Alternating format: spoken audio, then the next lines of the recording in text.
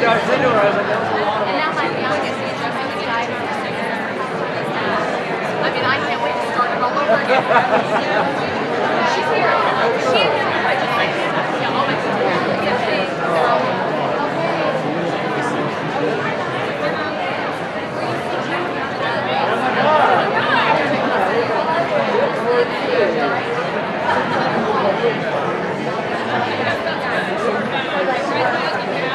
Hey, Brian.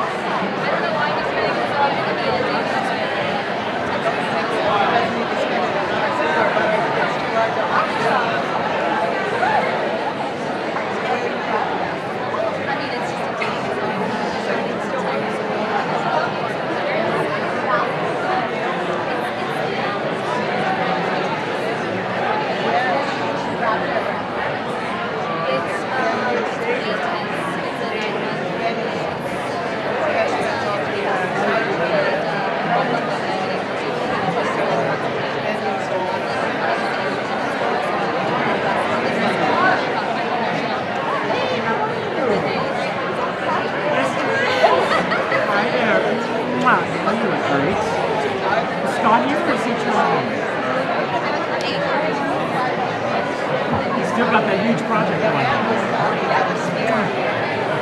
Is Zoe here?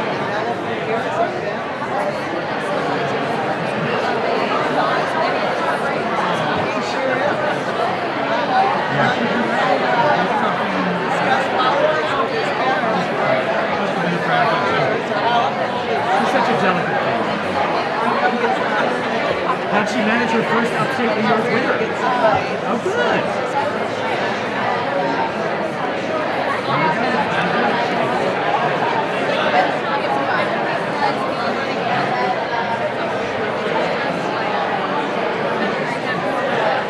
Did she finish already? Well, that English teacher, Kathleen, is amazing. She's great. Really? Well, then I'm probably not happy either. It's not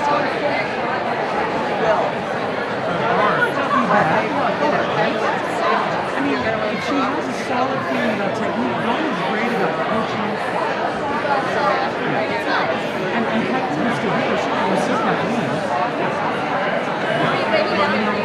Dawn was just at the Longtime Festival about 4 years ago. Yeah, and I thought it was not a good thing. She devoted the Thursday night to her students. I just can't go and say a word. It was a weird program, and it was sort of like, She's really good. but she was clearly like about the students and about promoting them and getting the hobbies of it. So that was good. That's great. And Bard's a great place to be. That's what I'm happy with. My assistant to my This is one of my best friends in middle school and high school, Carrie. We danced together for ages, and we were like, probably spent more time together than with our families. It is. And Carrie used to be a dancer. And is she and her doctor, are they going to get married at some point, or do they not know yet? And he's not yet. Ah. So med school is just sort of a thing to do. Isn't he in med school? Ah. Got it.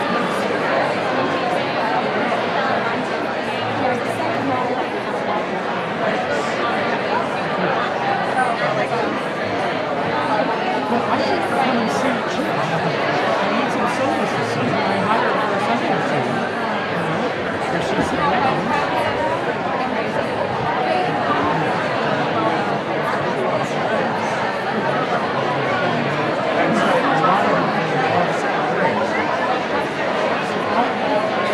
No, I'm not going to have to do that, but she's in town.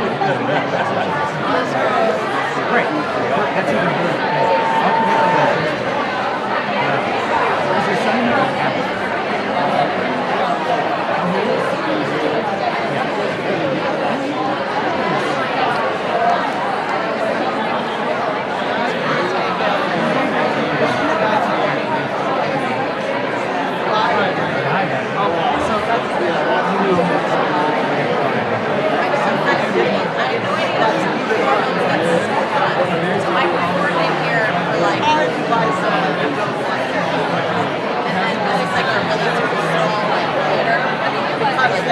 Really, really tiny. We have a 3,000 person auditorium with other families. We put in our dance contests. This is kind of my West Side Story. Jake Gyllenhaal. No.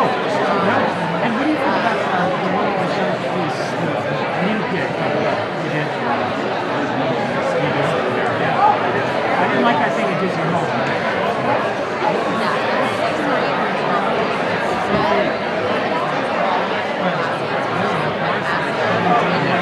Is that amazing?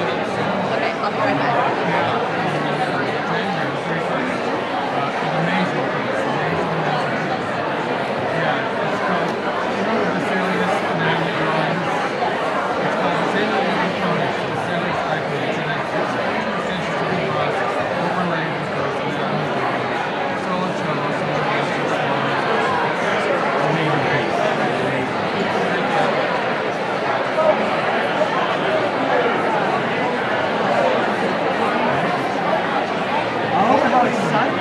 That'd be great. Yes. So did you move your beautiful family from the apartment? Now that, you were raised right. That's all I have to say. Raised right. It's Family. that's great.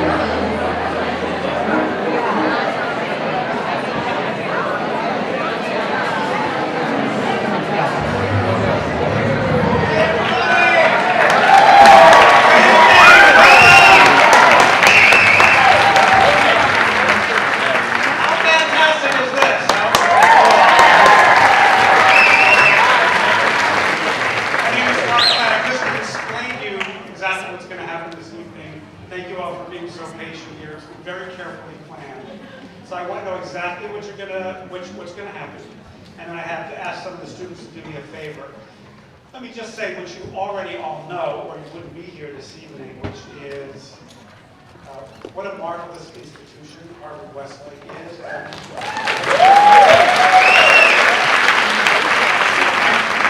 really here tonight as a parent of had 4 kids go through and 1 in 9th grade. Henry was here tonight. That's why I'm here. In any great institution, educational institution, its most valuable assets are, of course, its students and its teachers. Let me just say that the last couple of days, I've had the opportunity to spend several hours with about 40 alumni of Harvard-Westlake.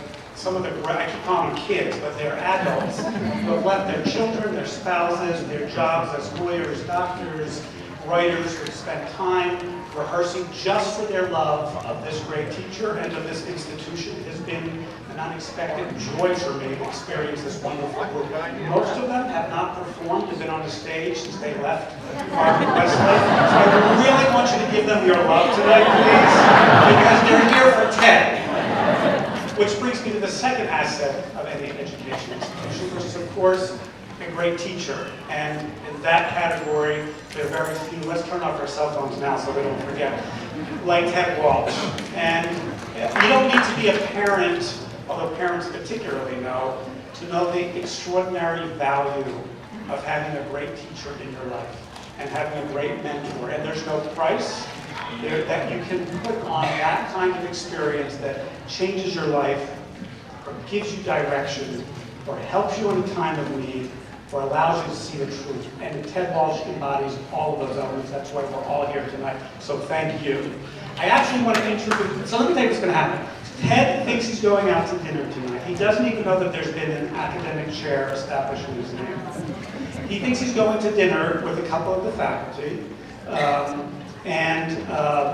He's coming to pick up Sharon Cusio here at Harvard-Westlake, and they have the thing where they always drive right up to the back of rugby. I'm going to be hanging out there with Sharon. He's going to drive up. I'm going to ad-lib something to Ted, but reveal to him the existence of the chair. I do not want him having a heart attack on my watch at all.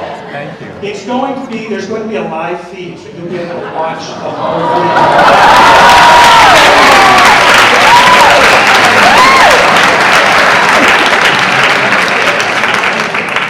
So be patient, because I'm not sure when it'll drive. You'll watch the whole thing. So we're going to be sort of in this direction behind. I'm going to explain to him, and I'll think what to say in the moment, what's happening, what's about to happen, which he won't like, by the way. He's then going to come up the steps for rugby, and this is where I'm going to ask him help from all the former students who are here in the audience, as well as our 40 performers outside. I'm going to ask you all, when I'm done, to leave your seats, make sure that you put something down to say them, to go outside, and we're going to line up in two lines, all the way from the edge of the steps back into rugby. So Ted is going to walk through 100 of his former students on the way into rugby. It's like a frat initiative. When he comes into rugby, I'd ask you all to stand, to applaud. He's going to come down. He's going to be seated right over here, and he's going to see the first of, well, the third or fifth of many, many surprises. I'd like to introduce them, if I may, because Ted's brothers have come here to surprise him. So I want you to stand and come right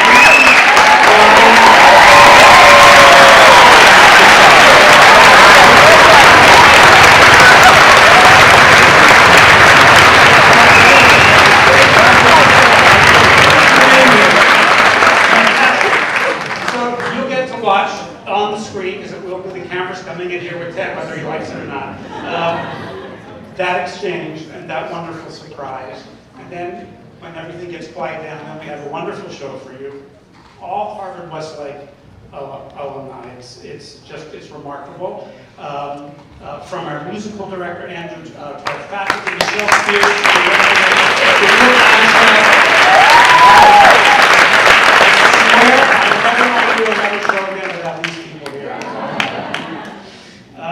and then the show will begin, and then when the show, it'll be wonderful evening. Many, many surprises throughout. When the show's over, we'll ask Rick Commons to come up, and then Tom Hudnutt will present Ted with the chair. When the evening is over, Ted and Tom are going to go out the back way, so Ted can get down from Chalmers. There's an area, there's a beautiful reception, and Ted will be there so everybody can greet him, because if we send him this way, it'll be too much of a mob. That's the evening. He should arrive around between 7:05 and 7:10. Send out your love. Thank you so much for being here. You actually get up and go line up. When Ted passes through, Sharon Cusio is going to direct you. I want you to go behind rugby and all the way along the side so you can get back in the theater really quickly. Don't go this way. Go that way, and Sharon will direct you. And Sharon also has stickers if you want to put on your seat to say reserve seat, just so other people come in. Seats won't be vacant. Any questions? Yes. Yes, and the last thing is, Ted is not getting a program, because Dick Wales probably do not give him a program. If you see him have one, please, Tony or Stan, snatch it away. No program. Okay, thank you all so much for a great time.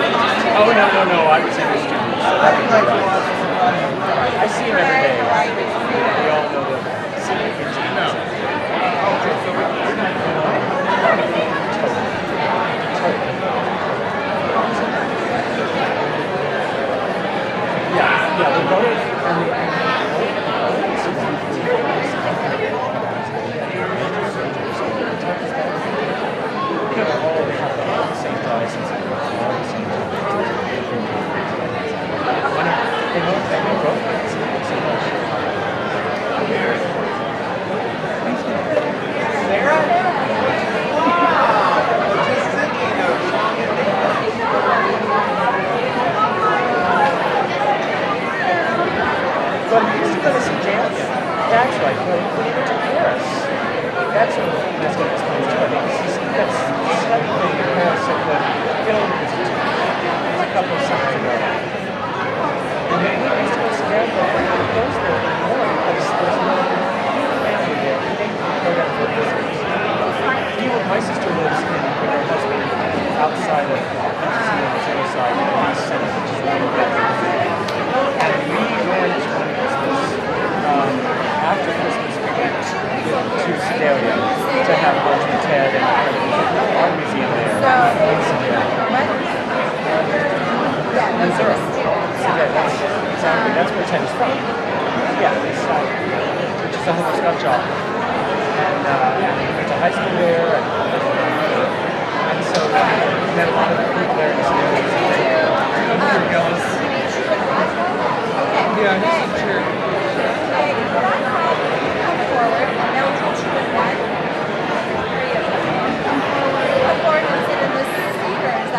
Or do you want to sit over there? I don't want to put you all the way over there. Is that okay? Oh,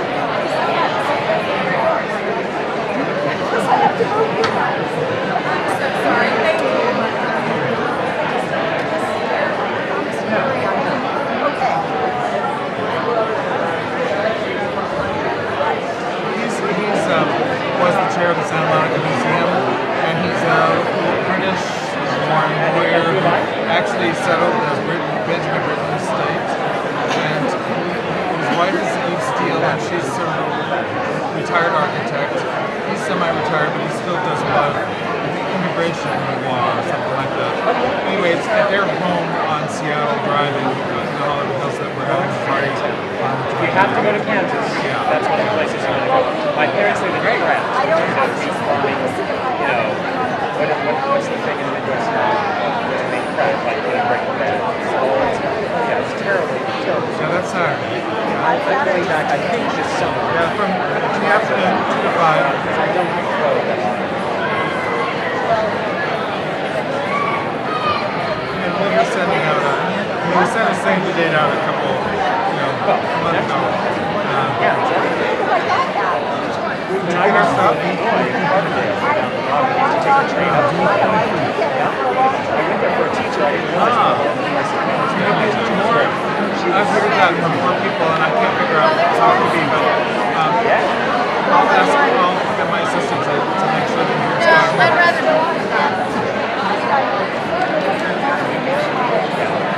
your subscription. I kept saying, oh, it's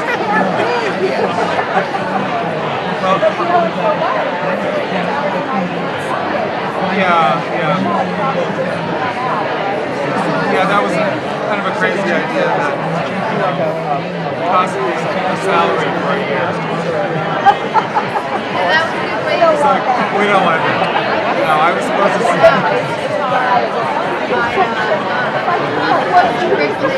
Well, we had this wonderful estate thing that dragged on so long.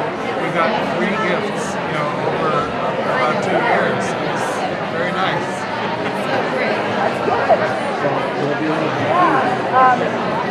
those are all the kids. So, what's your new house like? My house.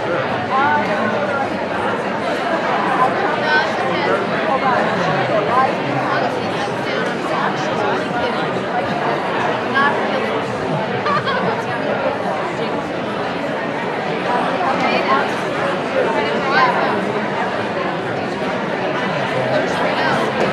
So, he picked the piano? Do you know that?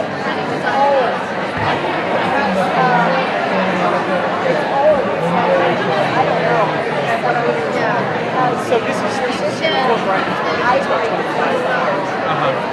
So he didn't pick it because he liked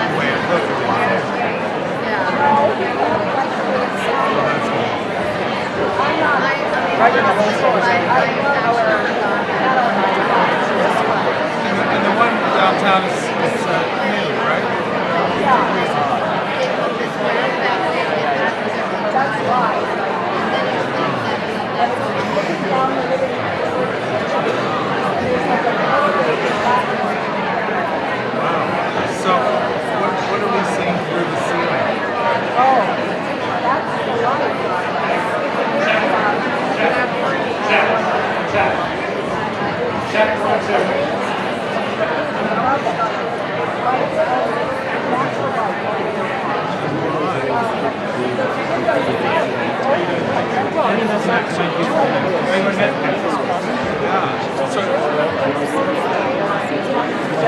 Decide to retire as a judge. I'm sure. Your utility bill? Yeah. I just went so much. It hasn't been turned on yet. I'm so excited. So excited. Really excited when she said that well. To someone like me. So what you're saying is now you're like, So this, that's your third career. Back to teaching after the second career judge. Really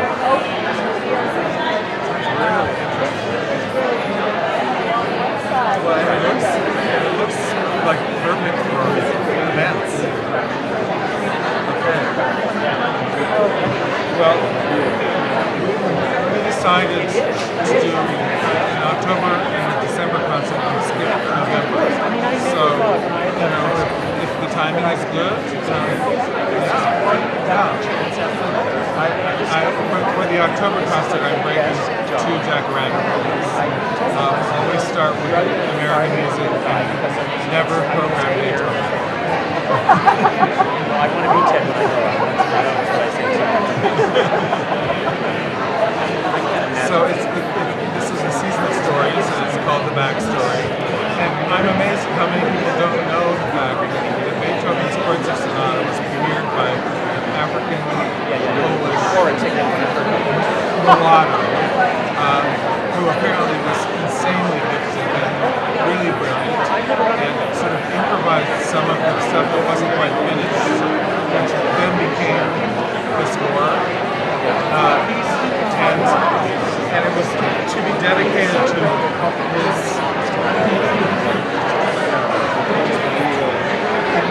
sort of in Latin, but this lunatic mulatto. And then they apparently had a falling out because he made a remark about a woman that Beethoven had one of his sort of repressed things, yeah. And that was the end of their friendship for life. And then he handed it over to Kreutzer, who had this huge reputation, but in performing, he said it was impossible, and he never performed it in his life. So, it's a little bit of racial injustice with the so-called world's greatest composer. But then Tolstoy wrote a novella called The Quartet Sonata, which the performance of The Quartet Sonata is a pivotal scene, and it reveals music has dangerous sexuality. It's sort of a track for abstinence, and Beethoven was so... Oh my God, here we go.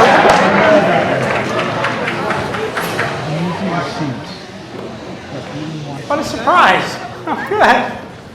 I'm good. Liz, you remember, have you met I don't think I've ever met. Oh, hi, Nice Mark to meet Platt. you. I just know, happened to so be I here. wanted to be And then I hear you're having dinner, and I haven't seen this guy forever. I didn't invite him. No, never. Terrific. Good, What good, is good. this? I have no idea what this Oh, is. I thought maybe it was a Mark Platt event. No, well, in a way, actually, it is kind of a Mark Platt event.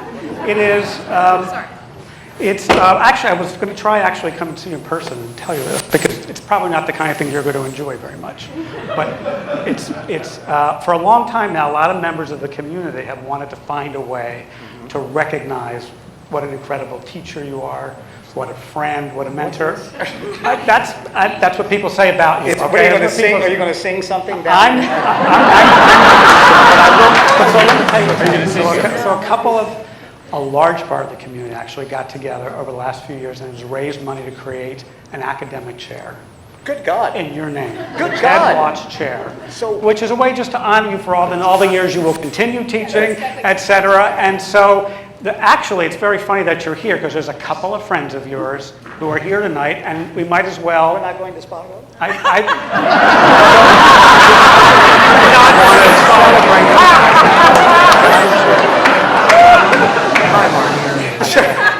Listen to me. Okay. I know you well. Is Nick Lieberman going to sing? No. But I hope Nick Lieberman. But listen to me.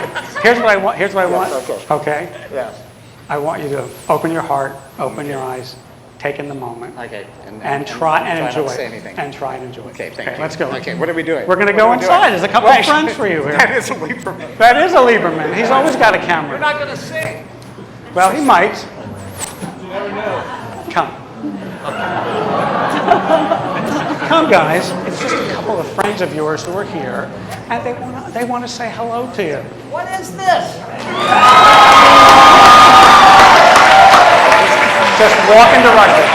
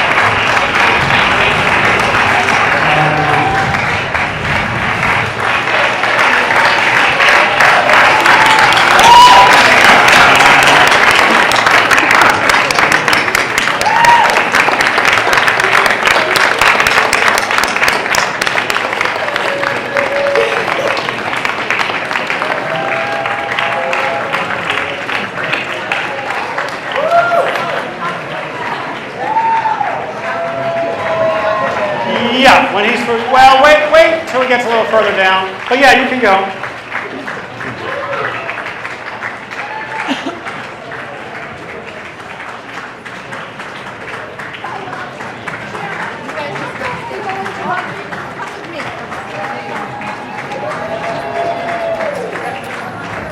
He's just been surprised. He's walking through 100 students, so you can walk behind him.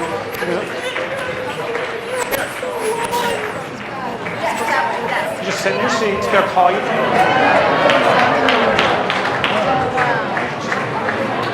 Sharon, will you take them to their seats? Will you take them to your seats? He's about to see his brothers who are flew in. Just go to your seats. She'll show you. You've got your cards for MC. Get a program. You'll see the order. Sharon, where are you going? Thank you so much. Thank you, guys.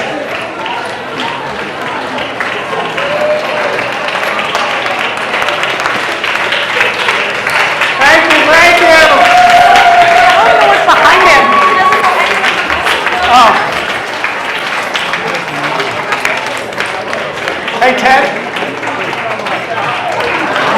There's kids on this side, too.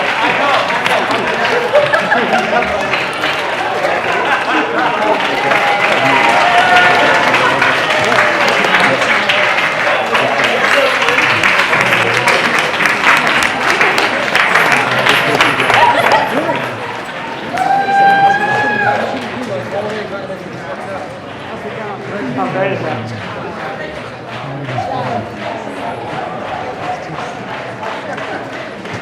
All right, let him take his time. That's what I wanted.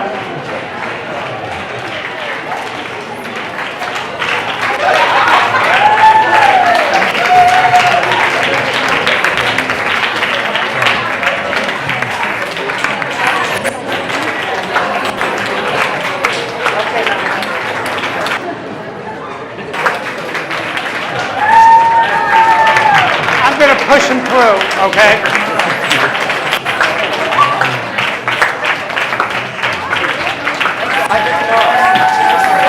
So you sent me that statement.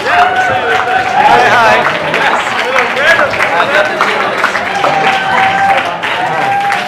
I didn't lie. I did not lie. I did not lie.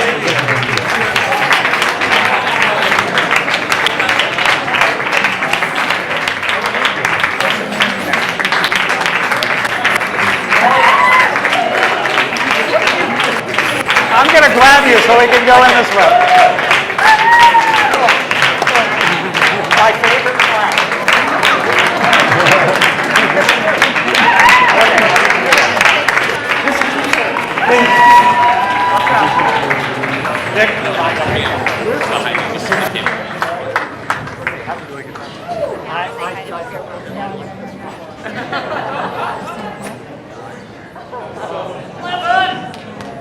You were on the phone the other night at my place. Ladies and gentlemen, Mr. Ted.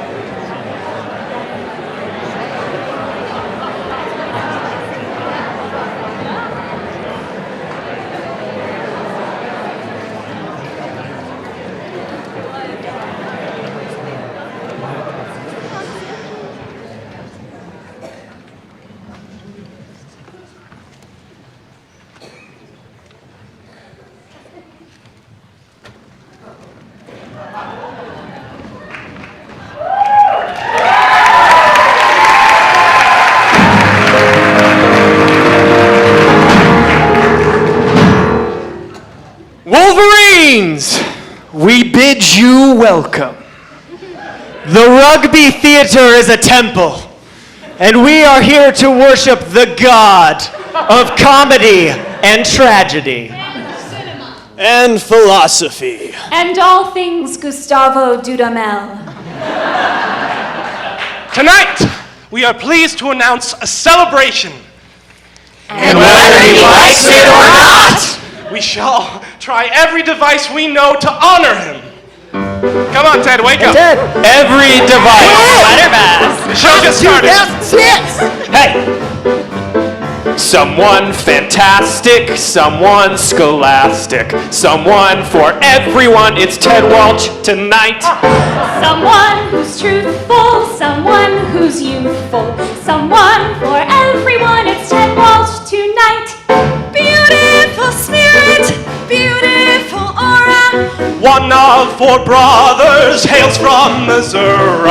Old motivations, new inspirations. Please smile and try and be polite. We'll be gone tomorrow. It's Ted Walch Tonight. Loves the dramatic, a baseball fanatic. Someone for everyone. It's Ted Walch Tonight.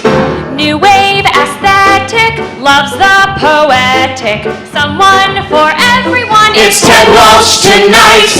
No one loves art, no one loves shows, or teaches the meaning of 400 blows. Like Ted Walch, our center, Ted Walch, our mentor. Hundreds of fans are now inside. Periods and commas, musicals and dramas, Teachers and pupils, actors with scruples, thespians and lesbians, choreography, philosophy, Premieres, leers, corners, Pippin, glory, West Side Story, the lovers lost, in labor's lost, Williams and Bernstein, sometimes apart. Keep on perfecting, don't stop directing, pretend you like the bright spotlight. We'll be gone tomorrow.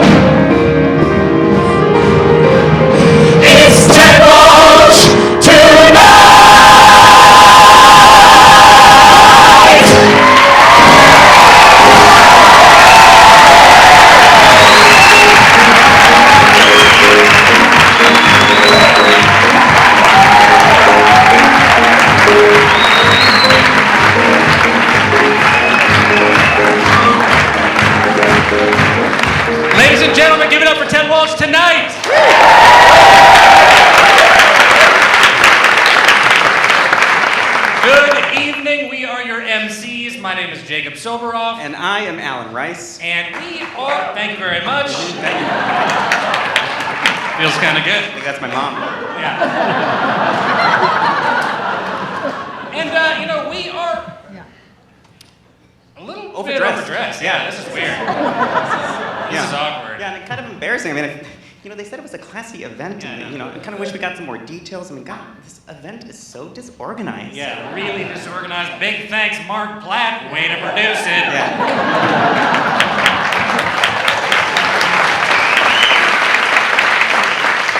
Good luck finding a job in this town.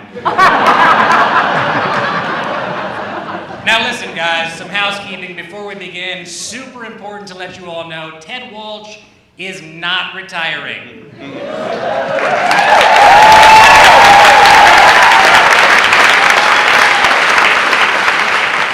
And also importantly, this is not an intervention. Nope, we're good on that. Good on that. This is a night where we honor Ted Walch with an endowed chair. Mm-hmm. Now, what does that mean? Not really sure. We don't really know. But we'll get more details later in the evening, but we do have one of many surprises tonight. We actually have the endowed chair here right now. We do. Yes. We do. Yeah. Do you mind? Do you want me to? Yeah, show him. 1 second. Okay, show him. This is very exciting. I think I found it. Here it is. Okay. This is it, guys. Give it up for the endowed chair.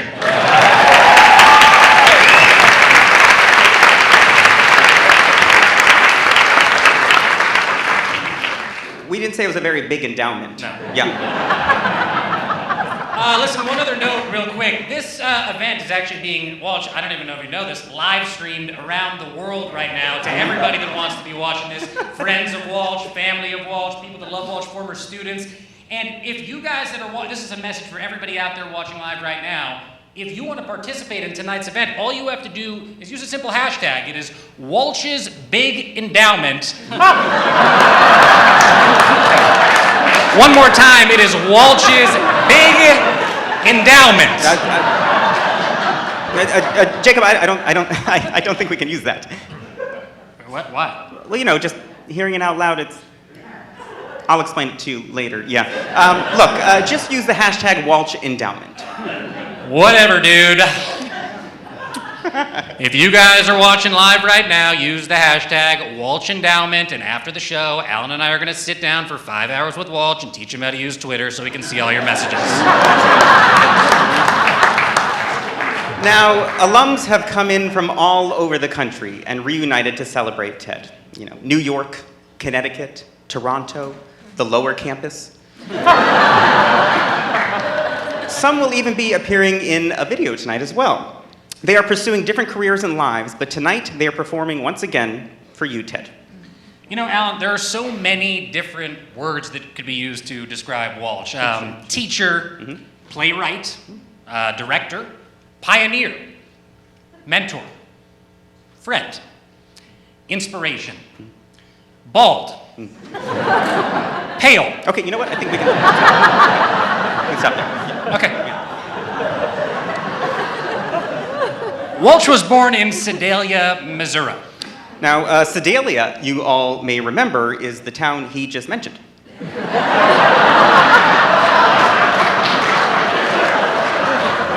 Probably gone on that.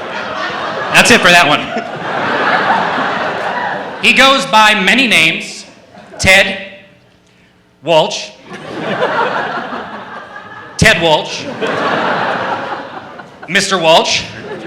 A lot of people ask me, actually, how do you pronounce his last name? Is it Walsh? Is it Walch? Well, it's obviously Walch. I mean, we don't call that building over there Chalmers.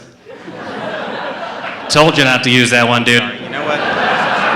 Can you please hand this to Pass Ted that to Walch so he understands the joke, read please. it later on tonight and think it's funnier? Okay, thank you. Look out for the chair, dude. Yeah, I know, Jeez sorry. Louise. So sorry. Listen, after studying at Kenyon, a little background on Walch, if you guys don't know, he started the Kenyon Festival Theater, and I just want to use this moment for a little bit of a clarification. Walch, is that where Allison Janney and Chris Cooper got their equity cards? Because I think you told me that, and also everybody else here like 500 times. Okay, okay, got it. Now we know. All right, fair enough. Lesson learned. Walch finally landed here at Harvard-Westlake in 1991. Since then, he has taught all kinds of classes: acting, directing, scene study, English. He created cinema studies. He also created philosophy, art, and science. Many of you may not know. There's a quote that says, the mediocre teacher tells, the good teacher explains, the superior teacher demonstrates, but the great teacher inspires. So tonight you'll see how your 23 years here at Harvard-Westlake have inspired so many. We have a great show for you tonight, Walch. You directed so many shows here, and we've chosen a few of your favorites to share with everybody tonight. You can tell a favorite show of Ted's when he's directed second productions. For our first performance, we are bringing back the very first musical Ted directed at Harvard-Westlake in 1991. Do you remember? Yeah. Gypsy. Sure. The cards are correct. No comment. Don't ruin the show for us. And by the way, you cannot give notes on this show after it's over.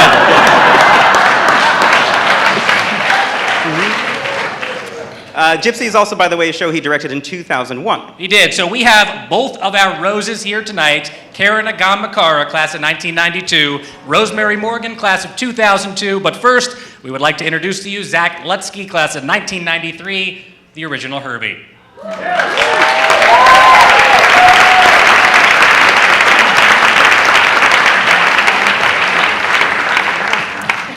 Don't worry, Ted, I'm not going to sing or dance. Just talk, don't worry. So, first of all, I can't believe I'm on the rugby stage after all these years. How amazing. I was given this special honor of speaking to you tonight because, as they mentioned, I was the first male lead in a Ted Walch Harvard-Westlake musical, and that was Gypsy, way back in the spring of 1993. Crazy. But the significance of that production, of being in that production for me, goes way beyond just having an opportunity to perform. For you see, at that time, my first 4 years on this campus were dedicated to two things: academics and sports. I did football, wrestling, track. Where's Rob Levin? He was out here somewhere. And I had always thought about maybe trying out for a play, but never really had the time and didn't really know if I had the talent, so I never really tried. But then came the fall of my junior year, and that fall I was playing football and injured my knee really badly. I had to have surgery and was told I was going to be out of sports for most of the year. Pretty devastating. I was completely devastated and, to be honest, really lost for a time because I always saw myself and defined myself as a student athlete, and that was gone. Well, I decided to give it a shot. I'll try out for the musical, and maybe if I'm lucky, I'll get a line or two. Just for God's sake, don't make me sing or dance. Well, that is when Ted stepped in and saw something in me that I really didn't know, potential in me that I really didn't know existed. And he cast me as the lead in Gypsy. And thinking back, kind of amazing that he would take such a big risk on an untested athlete in his first musical on this campus. I mean, we all know him and love him now, but back then, who the heck was Ted Walch?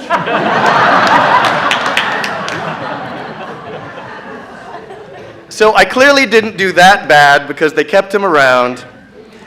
Actually, the show was a huge success and really changed my life. In the short run, it restored a confidence in me and an enthusiasm for me as a student. But looking at the bigger picture, it was that first experience with Walch, seeing how much he truly just loved theater and the performing arts, that sparked in me a real deep passion in the arts that changed my life and still exists today. Having not done really any theater until I was a junior in high school, I left here and went to college, and over the next 4 years was in 9 musicals. Thank you.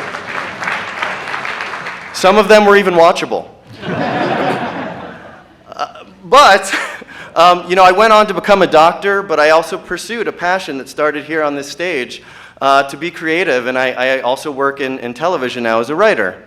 And Ted, as recently as 2 weeks ago, I had this wonderful opportunity to get back on the stage and was in a production of Company. And I got to tell you, Ted, I had the time of my life.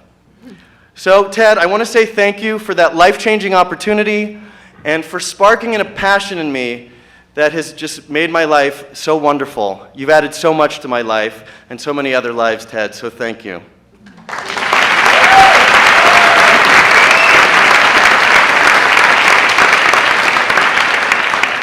Now the fun stuff. Let's bring on the Mama's Rose to entertain you and to make you smile.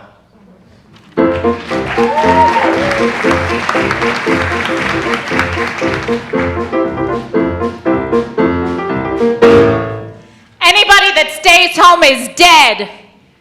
Some people can get a thrill knitting sweaters and sitting still. That's okay for some people who don't know they're alive. Some people can thrive and bloom, living life in a living room. That's perfect for some people of 105. But I at least gotta try. When I think of all the sights that I gotta see at, all the places I gotta play, all the things that I gotta be at, come on, Papa, what do you say? Some people can be content, playing bingo and paying rent. That's peachy for some people, for some humdrum people to be. But some people ain't me. I had a dream, a wonderful dream, Papa. All about June and the Orpheum Circuit. Give me a chance and I know I can work it. I had a dream, just as real as can be, Papa. There I was in Mr. Orpheum's office, and he was saying to me, Rose, get yourself some new orchestrations, new routines, and red velvet curtains. Get a feathered hat for the baby, photographs in front of the theater. Get an agent, and in jig time you'll be being booked in the big time. Oh, what a dream, a wonderful dream, Papa. And all that I need is $88, Papa. That's what he said, Papa. Only $88. You ain't getting 88 cents from me, Rose. Well, I'll get it someplace else, but I'll get it and get my kids out. Goodbye to blueberry pie. Good riddance to all the socials I had to go to, all the lodges I had to play, all the Shriners I said hello to. Hey, LA, I'm coming your way. Some people sit on their butts, got the dream, yeah, but not the guts. That's living for some people, for some humdrum people, I suppose. Well, they can stay and rot.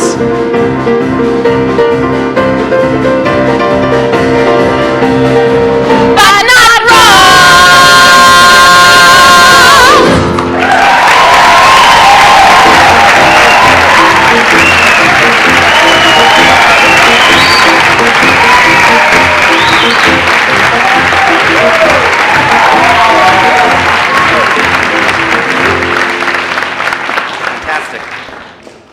By the way, a quick announcement. The reception that will follow this ceremony was provided by Martin Schaefer.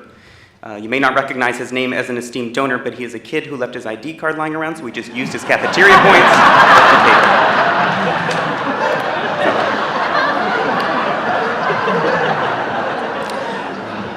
Now, Walch loves Leonard Bernstein, and West Side Story is one of his favorites. And the production he did in 1996 was actually the first Ted Walch production I had ever seen. It inspired me to try musical theater when I got to the upper school, propelling me into life-changing roles like man number 2 in Fiddler on the Roof. And of course, my iconic turn as member of chorus in Brigadoon. You remember. But Walch's 1996 production of West Side Story is also his favorite. And his favorite song from that show is the Tonight Quintet. The quintet is one of the most beautiful pieces in the show and also one of the most difficult to learn and perform. But Ted, the gang couldn't resist the opportunity to give you this performance once again. So please welcome members from that original 1996 cast here to sing you the Tonight Quintet.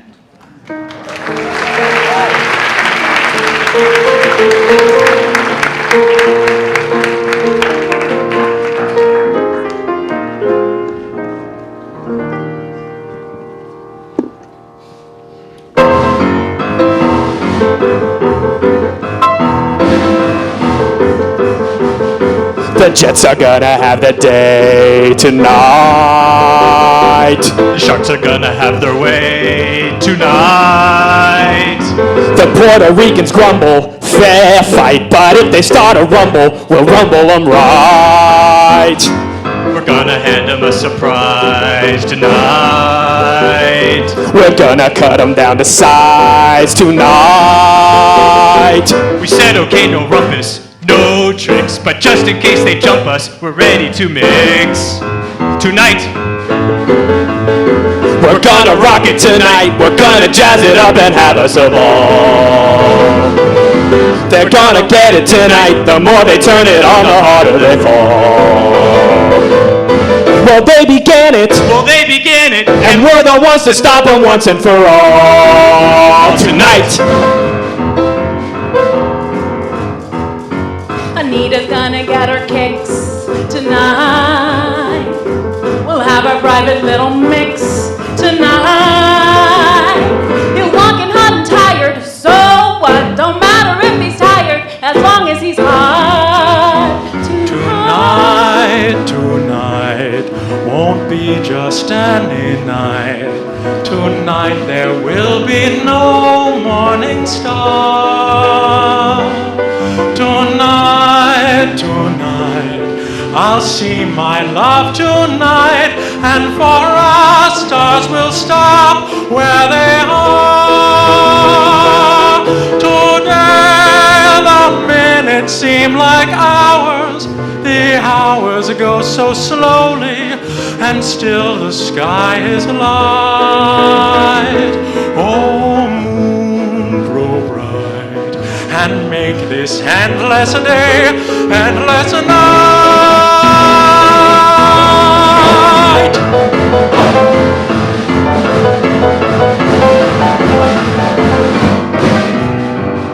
I'm counting on you to be there tonight. When Diesel wins it fair and square tonight. That Puerto Rican punk will go down, and when he's hollered uncle, we'll tear up the town. So I can count on you, boy. Alright. We're gonna have us a ball. Alright. Room to two. I'll see you there about 8. Tonight, we're gonna rock it tonight. We're gonna jazz it tonight. We're gonna get it tonight. They get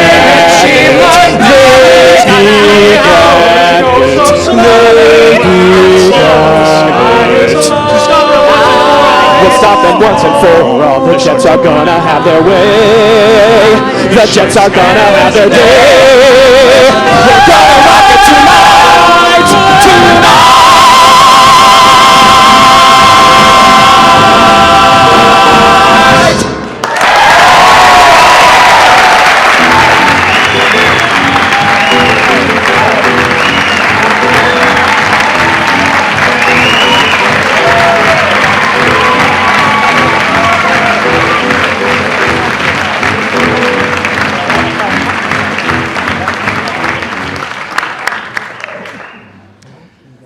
You guys know Walch loves the classics. He loves drama, literature, music. He loves Tennessee Williams. He loves Shakespeare. He loves Thornton Wilder. His favorite, however, is Under Milk Wood by Dylan Thomas. He has done it 37 times.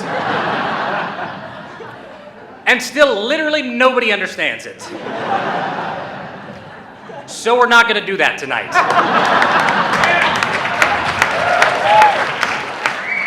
It's so confusing. Walch goes to, it's been mentioned already tonight, goes to Disney Concert Hall 42 weeks out of the year to see Gustavo Dudamel. 42 weeks out of the year. The other 10, he's shopping for baseball caps. And you wore one tonight, it looks good. Ladies and gentlemen, here are some of Walch's favorites.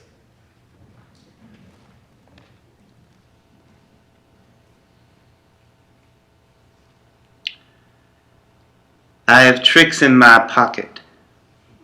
I have things up my sleeve. But I am the opposite of the stage magician. He gives you illusion that has the appearance of truth, whereas I give you truth in the pleasant disguise of illusion. Those words began Love 10, An Evening with Tennessee Williams, that I worked on with Ted for my independent study senior year back in 1995, and I can honestly say it was one of my favorite experiences in the theater in all my life.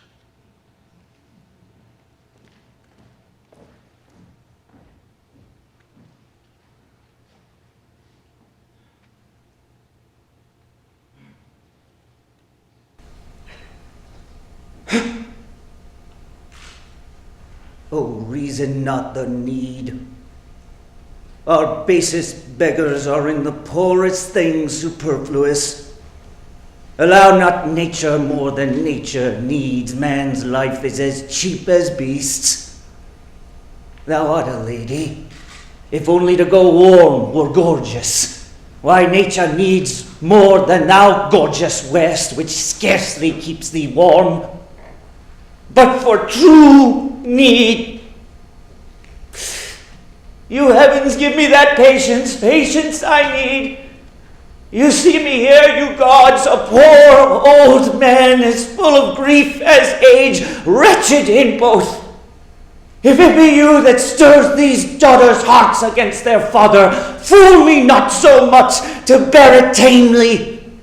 Touch me with noble anger, and let not women's weapons water drops stain my man's cheeks. Know you unnatural hags, I will have such revenges on you both that all the world shall. I will do such things. What they are yet I know not, but they shall be the terrors of the earth. You think I'll weep? No, I'll not weep. I have full cause of weeping, but this heart shall break into 100,000 flaws, or ere I'll weep.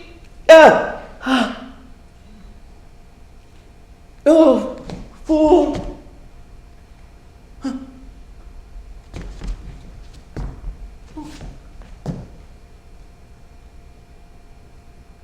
I shall go mad.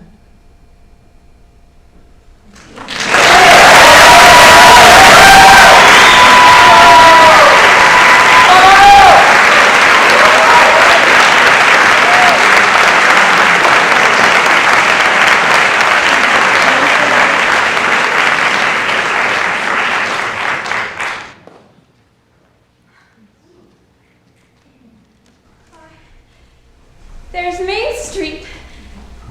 And that's Mr. Morgan's drugstore before he changed it, and there's the livery stable.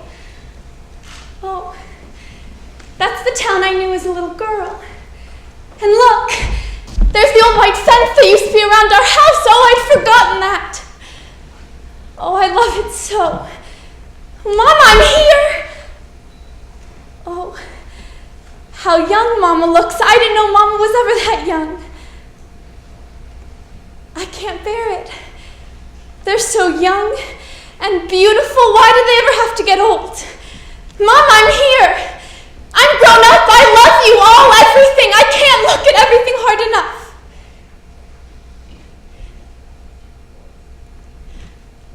Mama, look at me. 1 minute, as though you really saw me. Mama, 14 years have gone by. I'm dead. You're a grandmother, Mama. I married George Gibbs, Mama. Wally's dead, too. Mama, his appendix burst on a camping trip to North Conway. We felt just terrible about it, don't you remember? But just for a moment now, we're all together. Mama, just for a moment now, we're happy. Let's look at one another.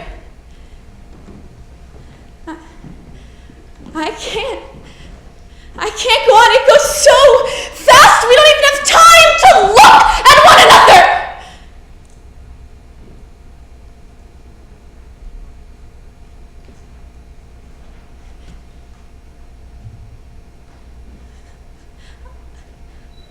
I didn't realize, so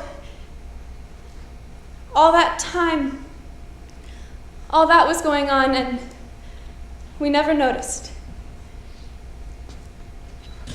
Take me back, up the hill, to my grave. But first, wait. One more look. Goodbye. Goodbye, world. Goodbye, Grover's Corners, Mama and Papa. Goodbye to clocks ticking and Mama's sunflowers and fresh iron dresses and food and coffee and hot baths and sleeping and waking up.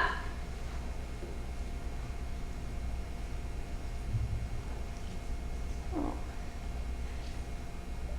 Earth, you're too wonderful for anybody to realize you.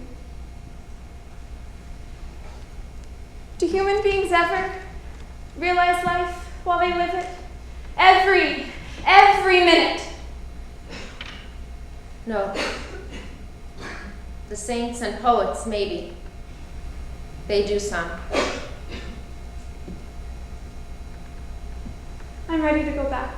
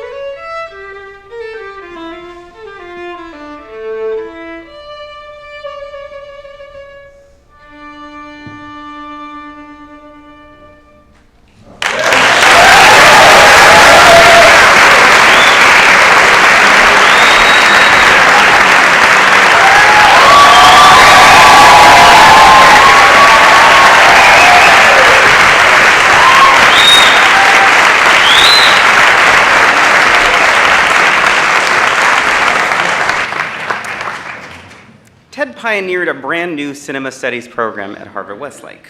Although the class began as a small group of students that would meet in one section, the word quickly spread and the class grew into a department in and of itself, making it the most popular class at Harvard-Westlake. Wow, Walch, pretty impressive. You created the most popular class by somehow getting teenagers to watch movies all day.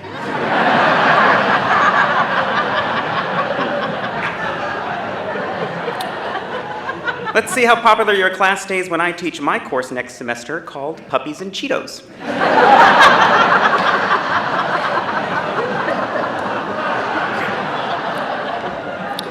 But seriously, even after graduating, Ted's students still wanted more. Ted now holds a class on campus called Sundays with Ted, where adults gather to learn about the movies. By the way, Sundays with Ted is a much classier title than your first idea, adult films.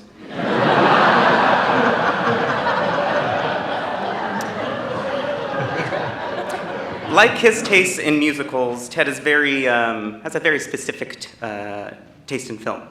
He's obsessed with the 400 blows, so much so that last summer he went to Paris to visit all of the locations the film was shot. Tried to do that with my favorite movie, Gravity, didn't work.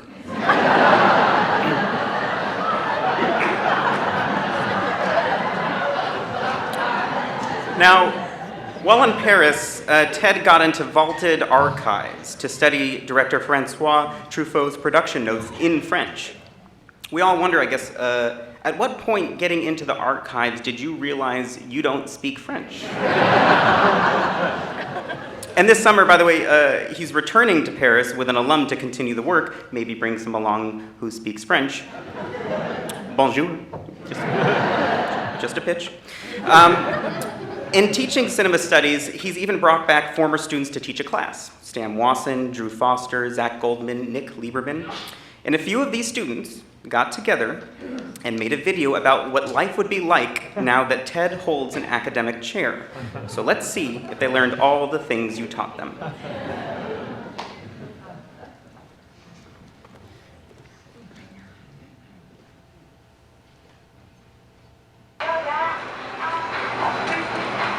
Hi, Walch, it's Serena. I'm actually married. Do you mind if I stop by? Hi, this is actually one of the 3 subs. Walch has a chair now. He's a very busy man. He's at Walch's desk. Hey, Ted. No, it's just me, substitute teacher. I'm not Ted Walch yet. Okay. Hey, Walch. No, sorry, it's not Walch. This is one of the subs. Ever since Walch got that chair, he hasn't really had a lot of time to be around, so we're just here helping out, teaching the kids, sifting through the laser discs. I wish I could call myself the real thing, a real man. I need help on this monologue. Theater inquiries are way above my pay grade. I'm about to walk into a meeting with Mark Platt. Mark Platt wants remake ideas. If I'm speaking for Walch, I have a single recommendation, and that is a Citizen Kane remake starring Fran Kranz as Mr. Citizen Kane. What about a remake of King Vidor's The Big Parade? Neil Patrick Harris in The Big Pride Parade. Fran Kranz as Lawrence of Arabia. When was the last time you saw my stage production of King Lear? I think it's time that we see the last picture show in its full glory, Technicolor. Listen, I'm a sub, but for 10 years, all I heard about was King Lear. Jason and the Argonauts, directed by Jason Reitman, starring Jason Segel, The Muppets Are the Argonauts. Mama again, starring the Gyllenhaals. We need more family fare. What about a dog-themed movie? I don't care how busy you are, I'm coming to you. I'm just a substitute. No. I'm coming to you. No, I'm not Walch. I'm just a substitute teacher. My girlfriend is gone, and she left me a note. You just have to neutral mask it, bear down, and get through. Well, I don't think I'm going to do that. So I'm giving you the 2 + 2. Give me the 4 here.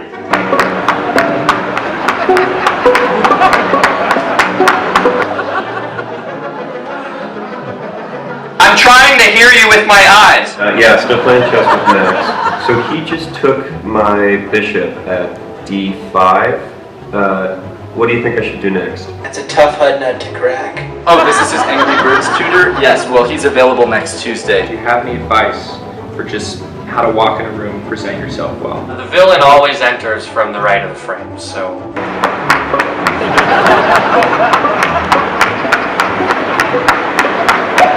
I'm thinking next summer, you, me, the rest of the gang, we all just head down to Sedalia. Why would I go to Sedalia with you? I don't know who you are. I'm just wondering why you haven't accepted my friend request. It was not that, but what it could It's Ted.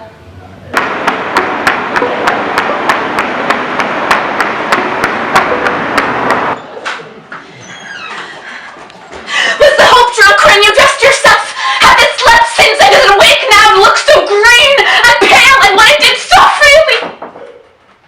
In his absence, I want to offer you something very special and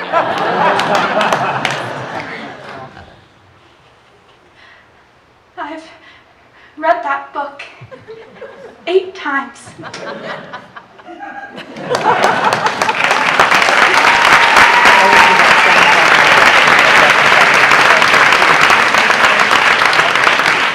Guess what, guys? We got a surprise for you. So here's the deal.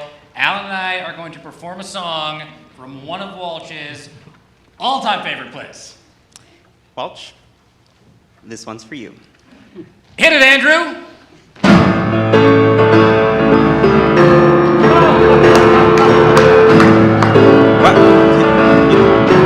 Yo, we're cool. Turn the lights on. We're cool. We're cool. He really doesn't like that show. You don't like Les Mis? Even the light. Okay. Yeah, it was okay. We'll talk a little Sondheim then, I guess. Walch loves Sondheim. He's obsessed with Sondheim, especially company. He's directing it again this fall. Only you, Walch, could bring out the middle-aged, cynical New Yorker in every high school student.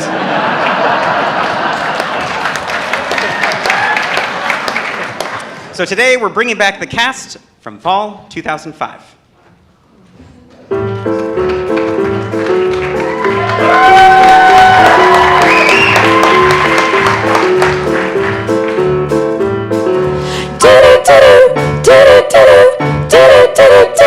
You could drive a person crazy. You could drive a person mad. First you make a person hazy, so a person can be had. Then you leave a person dangling sadly outside your door, which it only makes a person gladly want you even more. I could understand a person if he said to go away. I could understand a person if he happened to be gay. But worse than that, a person that titillates a person and then leaves her flat is crazy. He's a troubled person. He's a truly crazy person himself. Hi, Ted. It's really good to so good to see see you. Congrats. When a person's personality is personable, you shouldn't ought to sit like a lump. It's harder than a matador coercionable to pull yourself off of your rump. So single and attentive and attractive a man is everything a person could wish. But turning off a person is the act of a man who likes to pull the hooks out of fish. Knock, knock, is anybody there? Knock, knock, it really isn't fair. Knock, knock, I'm working all my charms. Knock, knock, a zombie's in my arms. All that sweet affection, what is wrong? Where's the loose connection? How long, oh Lord, how long? Bobby, baby, Bobby, booby, Bobby. You could drive a person buggy. You could blow a person's cool. First you make a person feel all huggy, while you make her feel a fool. When a person says that you've upset her, that's when you're good. You impersonate a person better than a zombie should. I could understand a person if he wasn't good in bed. I could understand a person if he actually was dead. Exclusive you, elusive you. Will any person ever get the juice of you? You're crazy. You're a lovely person. You're a moving, deeply maladjusted, never to be trusted, crazy person. Yourself. Bobby is my hobby and I'm giving it up.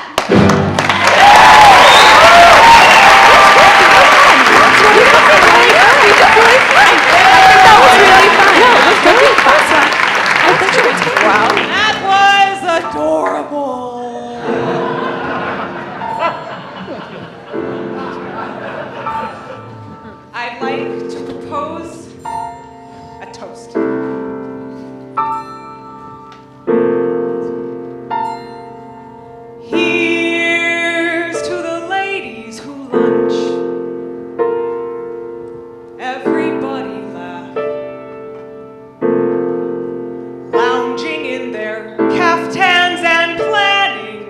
a brunch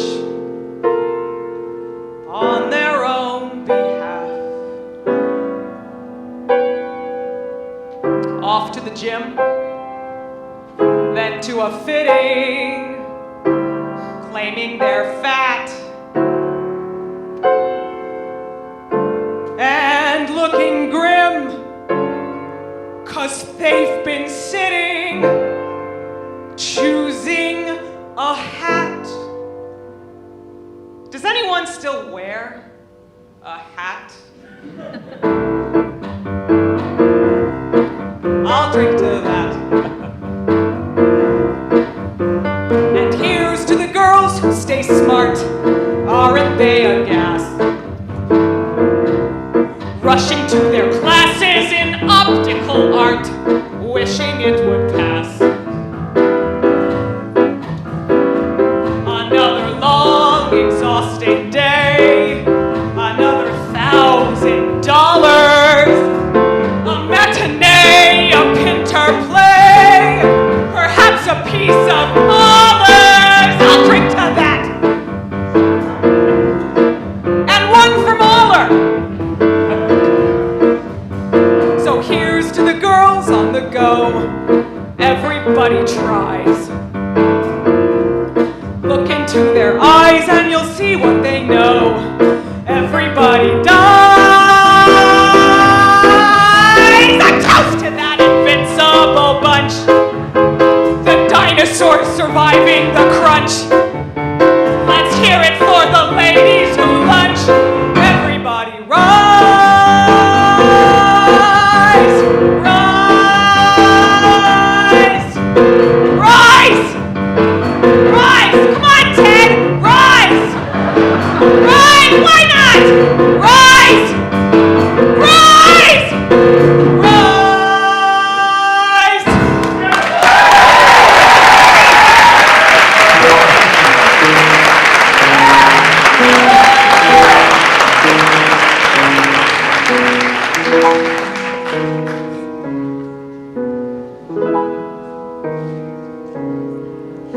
Bless this day, pinnacle of life, husband joined to wife, the heart lifts up to behold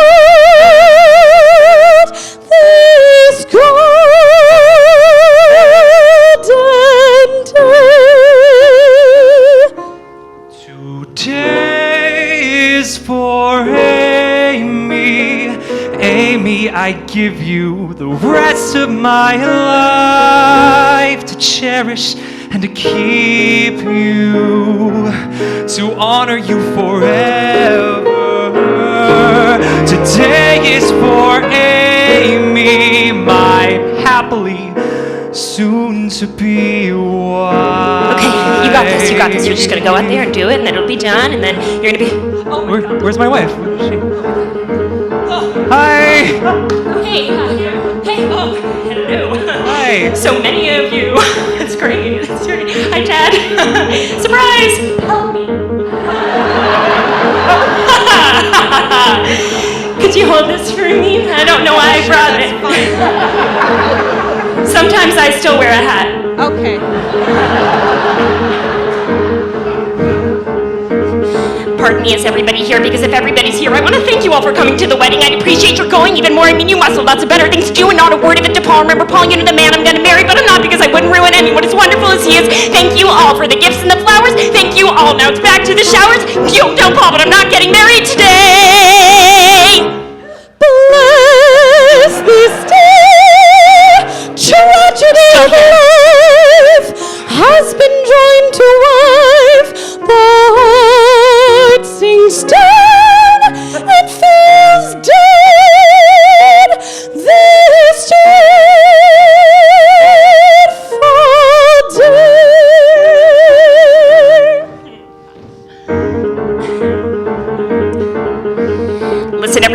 don't know what you're waiting for a wedding. What's a wedding? It's a prehistoric ritual where everybody promises fidelity forever, which is maybe the most horrifying word I've ever heard of, which is followed by a honeymoon where suddenly he'll realize he's saddled with a nut and want to kill me, which he should. Thanks a bunch, but I'm not getting married. Go have lunch, because I'm not getting married. You've been grand, but I'm not getting married. Don't just stand there, I'm not getting married. And don't tell Paul, but I'm not getting married today. Go, can't you go? Why is nobody listening? Goodbye, go and cry at another person's wake. If you're quick for a kick, you can pick up a christening, but please, on my knees, there's a human life at stake. Listen, everybody, I'm afraid you didn't hear. Do you want to see a crazy lady fall apart in front of you? It isn't only Paul be ruining his life. You know, both of us be losing our identities. Telephone my analyst about it, and he said to see him Monday, but by Monday I'll be voting in the Hudson for the other garbage. I'm not well, so I'm not getting married. You've been swell, but I'm not getting married. Clear the hall, because I'm not getting married. Thank you all, but I'm not getting married. And don't tell Paul, but I'm not getting married today. Bless this bride, totally insane, slipping down the drain, and bless this day in our hearts as it starts to rain. Today is for Go, can't you go? Look, you know I adore you all, but why watch me die like Eliza on the ice? Look, perhaps I'll collapse in the apps right before you all. So take back the cake, burn the shoes, and boil the rice. Look, I didn't want to have to tell you, but it may be coming down with hepatitis, and I still got a thing. So if you want to see me fatal, do it happily, but wouldn't it be funnier to go and watch a funeral? Thank you for the 27 giga plate, 37 butter eggs, 47 bacon wings, 57 candles. One more thing. I'm not getting married. But I'm not getting married. See, I'm not getting married. Still, I'm not getting married. Let us pray that we're not getting married today.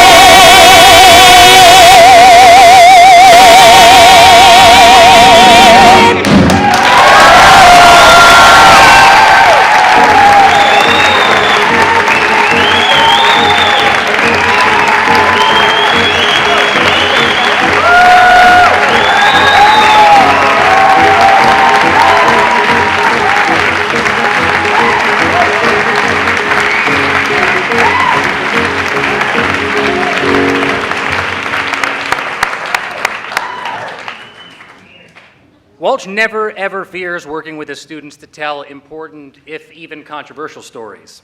The Laramie Project was originally put on by the Tectonic Theater Project in response to the murder of Matthew Shepard in Laramie, Wyoming. Matthew was beaten to death in a hate crime for being gay. Walch directed 2 productions of the Laramie Project, Fall 2005 and Fall 2012, and with good reason, Walch is exceptionally proud of those productions. Here to perform excerpts from the Laramie Project tonight, we brought back members from both productions.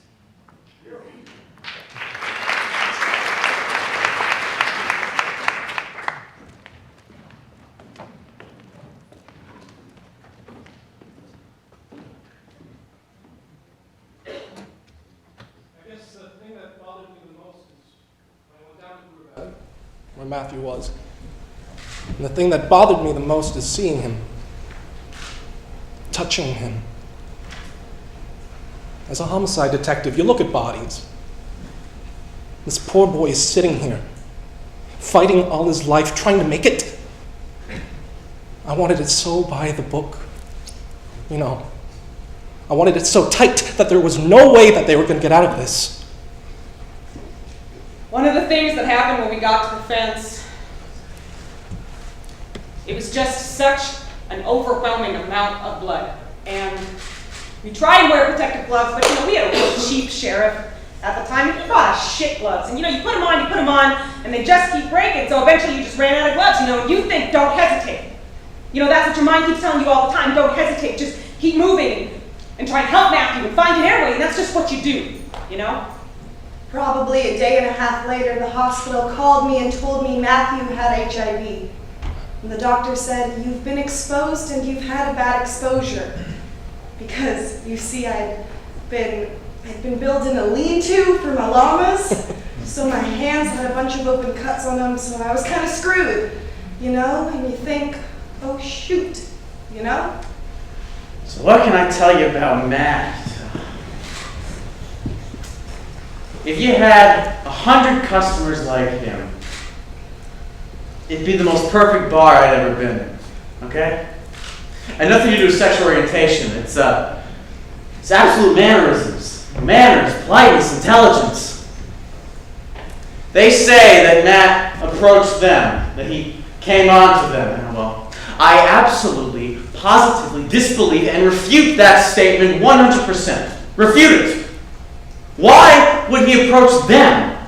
Why them? He wasn't approaching anybody else in the bar. You know, they say that he's gay, he's a flaming gay, he's gonna come on to people like that. Bullshit! He never came on to me! Hello? He's gonna come on to them? I don't believe it.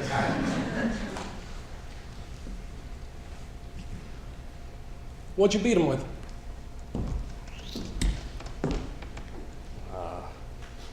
Blacked out. My fist, my pistol, like the butt of the gun. Just wondering what happened to me. I had a few beers and I don't know, man. It's like I could see what was going on, but I don't know. It was like somebody else was doing it. What was the first thing he said or did in the truck that made you hit him? Well, he put his hand on my leg, slid his hands like as if he was going to grab my balls. Did he ever try to defend himself? Hit you back? I mean, yeah, sort of. He tried these little swings or whatever, but he wasn't very effective. Okay. How many times did you hit him inside the truck before you stopped where you left him? I'd say I hit him 2 or 3 times. Probably 3 times with my fist and 6 times with my pistol. So obviously you don't like gay people. No, I don't. When'd you say you hit him? I really don't hate them, but you know, they start coming on to me and stuff like that, I get pretty aggravated. Did he threaten you? The gay dude? Yeah. Not really. Not having to deal that much with gay society here in Laramie. Well, once we started working into the case and actually speaking with the people that were gay and finding out what their underlying fears were, well, then it sort of hit home. This is America. You don't have the right to feel that fear. And we're still going to have people who hold with the old ideals, and I was probably one of them 14 months ago.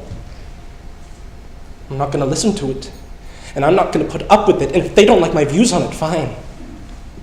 Door goes both ways.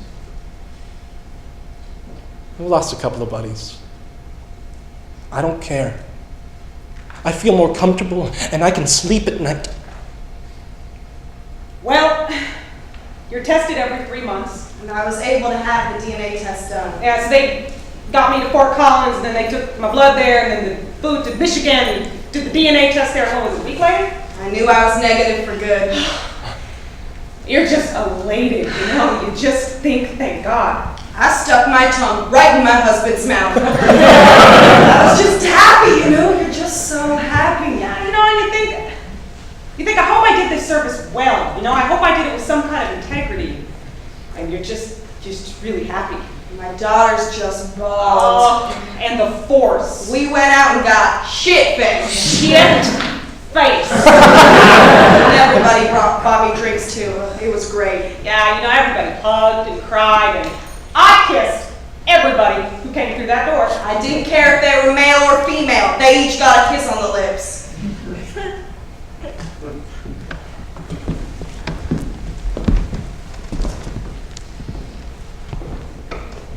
My son Matthew did not look like a winner. He was rather uncoordinated and wore braces from the age of 13 until the day he died. However, in his all too brief life, He proved that he was a winner. On October 6th, 1998, my firstborn son and my hero lost. On October 12th, 1998, my firstborn son and my hero died, 50 days before his 22nd birthday. Matt officially died in a hospital in Fort Collins, Colorado. He actually died on the outskirts of Laramie, tied to a fence. You, Mr. McKinney, with your friend Mr. Henderson, left him out there to die by himself. But he wasn't alone. He had his lifelong friends with him, friends that he had grown up with. You're probably wondering who these friends were. First, he had the beautiful night sky and the same stars and the same moon that we used to see through a telescope. And then he had the daylight and the sun to shine upon him. And through it all, he was breathing in the scent of the pine trees from the snowy range. He had one more friend with him. He had God. And I feel better knowing that he wasn't alone. I miss my son, but I'm proud to be able to say that he is my son.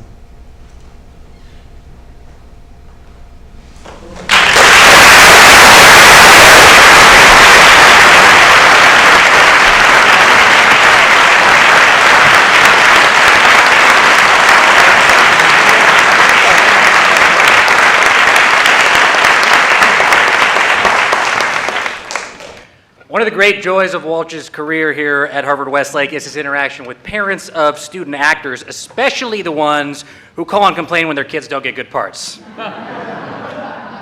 And just a note for the parents here tonight, if you have a problem with the part your kid had in tonight's show, you can call Walch. His number is 818-487-6569. Is that right? Okay, good. Now I am pleased to introduce, on behalf of all the parents here at Harvard-Westlake, Tom Hanks and Rita Wilson.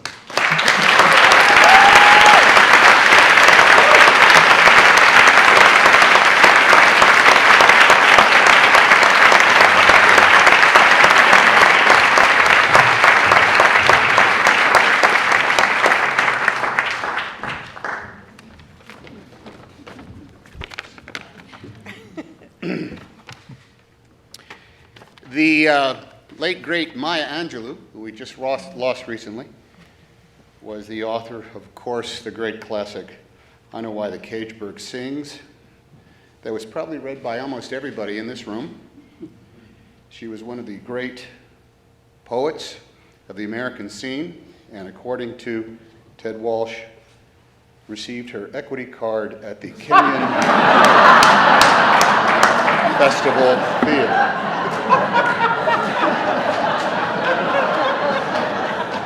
I had no idea that she had trod the boards, but I think she once played Gypsy for me. Of course, I jest. The great Maya Angelou once said, "If you learn, teach. If you get, give." And this then is the value of the teacher, who looks at a face and says, you know, there's something behind that. I want to reach that person. I want to influence that person. I want to encourage that person. I want to enrich. I want to call out that person who is behind that face and behind that color, behind that language, behind that tradition, and behind that culture. Great teachers are great artists, and the medium is the human mind and spirit. Great teachers do not tell, but they catalyze a burning desire to know. Under their influence, the horizons spring wide, fear goes away, and the unknown becomes knowable. And most importantly, the truth, that dangerous stuff, becomes beautiful and precious. On behalf of all the parents whose children had the great fortune to be taught, mentored, and influenced by you, Ted, we join in saluting you and thank you for enriching all of our lives, the lives of our children, and of our community.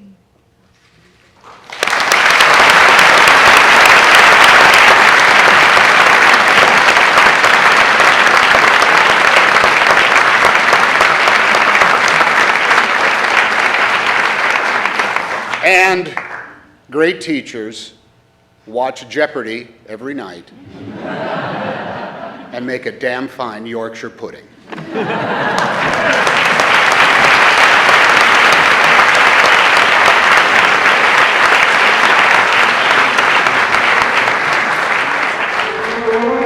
Hey Ted, it's Jason Siegel from the class of 1997. Hey Ted. Hi Ted. Hey Walch. Hi Ted. It's Stacy Bogue from class of 93. Woo! I really can't imagine my life without Ted. He deserves all of the love. I've learned more watching you over the past 2 years than I did in the whole entire first 8 years. You are a disgustingly good teacher. Thanks for teaching me how to be both the lead and the chorus member. I truly learned to see and appreciate the powerful role of light. You taught me how to wear a baseball cap in the most stylish way. Sitting through that fucking movie Gallipoli for the 8th time as you smiled and laughed and looked on with such adoration. And he said, great, we have this one-act play festival coming up. It's the first time we're doing it. He really made each student feel important and special and valued and smart and talented. And that is the trait that I have tried to emulate. I'm very proud to say that I can call you my teacher, my mentor, my colleague, and most importantly, my friend.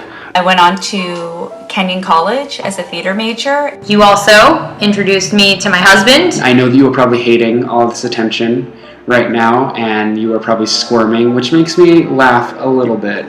To all the students who have Walch right now, you are the luckiest people on the planet. You see them.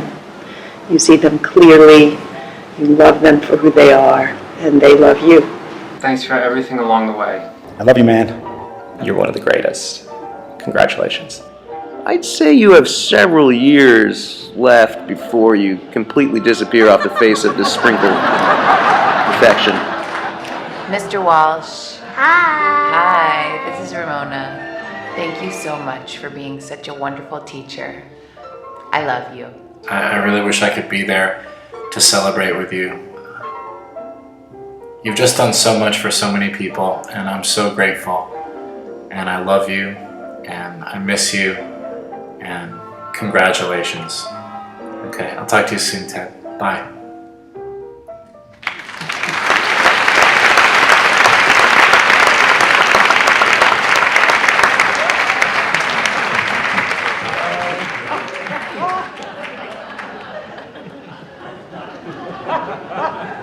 How's everybody doing? Doing good?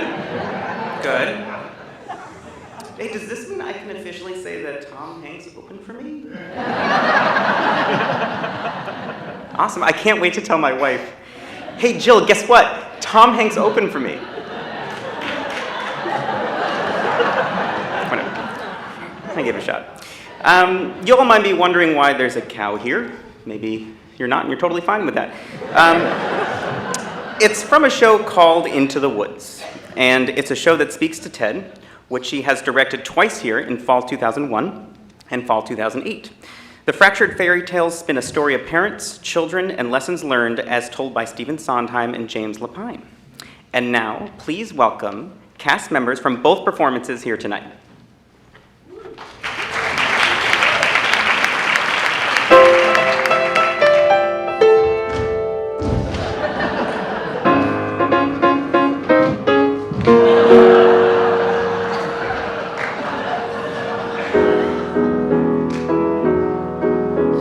Did I abuse her or show her disdain? Why did she run from me? If I should lose her, how shall I regain the heart she has won from me? I agony beyond power of speech, when the one thing you want is the only thing out of your reach. High in her tower, she sits by the hour, maintaining her hair. Blithe and becoming, and frequently humming a light-hearted air.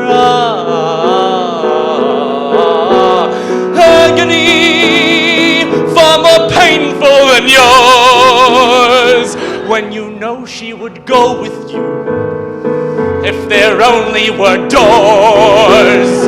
Agony, oh, the torture they teach.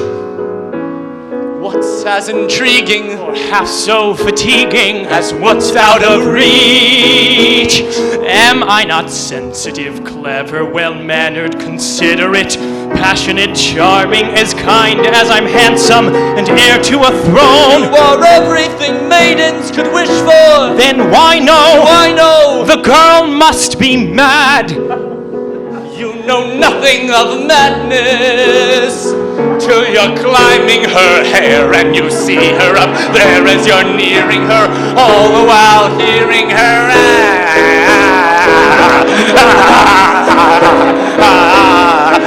agony, misery, whoa, though it's different for each. Always 10 steps behind, always 10 feet below, when she's just out of reach. Agony that can cut like a knife.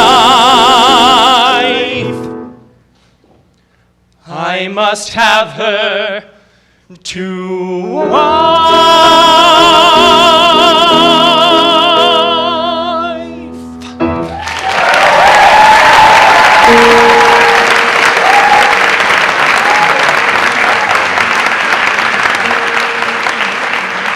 No more questions, please. No more tests. Comes the day you say what for. Please, no more. They disappoint, they disappear, they die, but they don't. What? They disappoint, in turn I fear, forgive though they won't.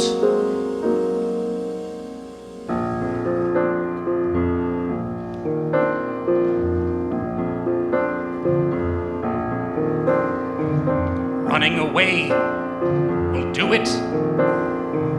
Why sit around resigned? The trouble is, son, the farther you run, the more you feel undefined for what you have left undone, and more what you've left behind. We disappoint, we leave a mess, we die, but we don't. We disappoint in turn, I guess, forget though we won't. Like father, like son.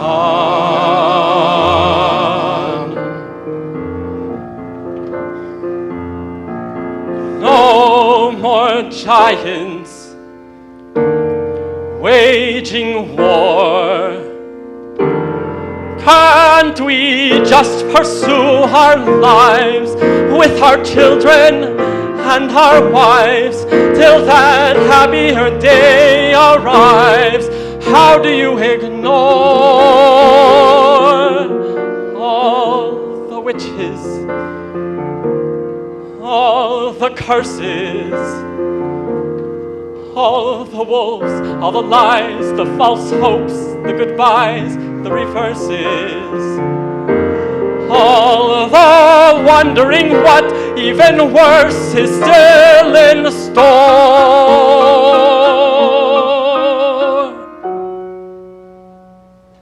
All the children, all the giants, no more.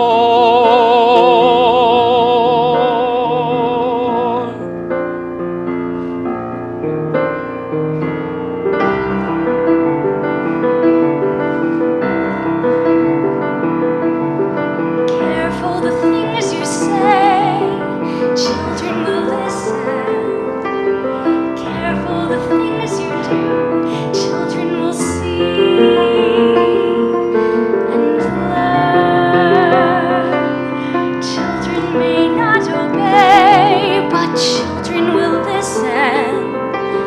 Children will look to you for which way to turn, to learn what to be. Careful before you say, listen to me. Children will listen. Careful the wish you make. Wishes are children. Careful the path they take, wishes come true, not free.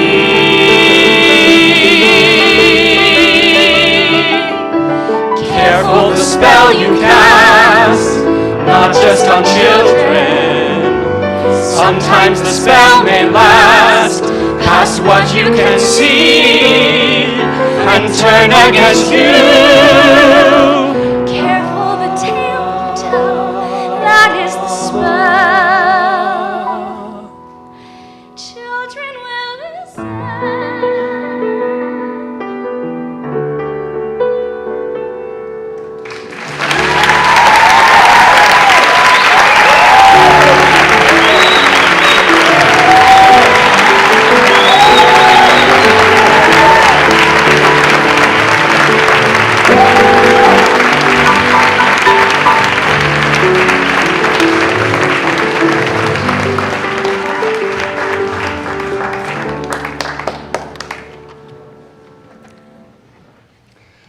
Those of us who were once Ted's students and became his colleagues have been asked to say a few words tonight. My name is Eric Zwamer, and as I am resoundingly the senior member of that contingent, I have been given pride of place. When I met Ted at the St. Albans School in Washington, D.C., I was in the 7th grade, and Lyndon Johnson was the President of the United States. Hey, I'm a history teacher. I seem to recall Tom Hudnut was around as well. I've been asked to take a minute or so to describe Ted's impact on me as an educator. Oh, I don't know. I'm sure I picked up a trick or two. And I do understand under Milkwood.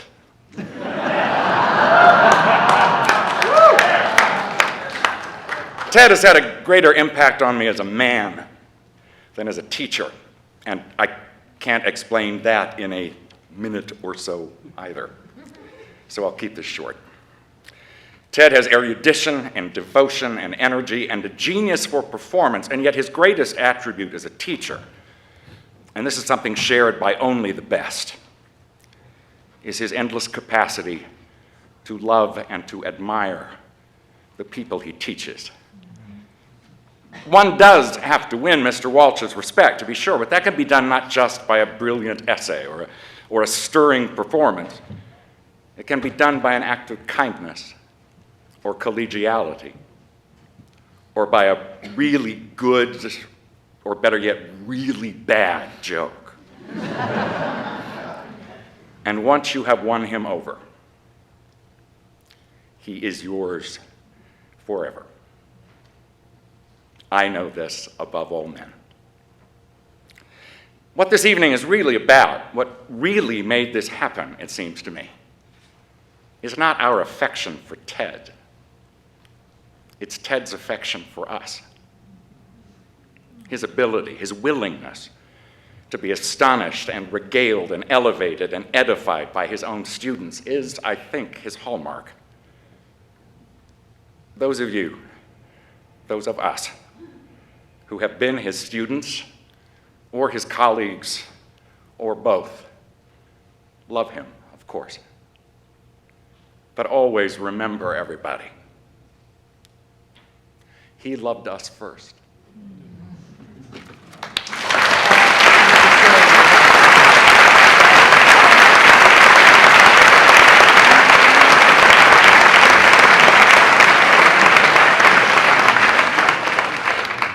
Hi, I'm Adam Howard, Harvard-Westlake class of 1993.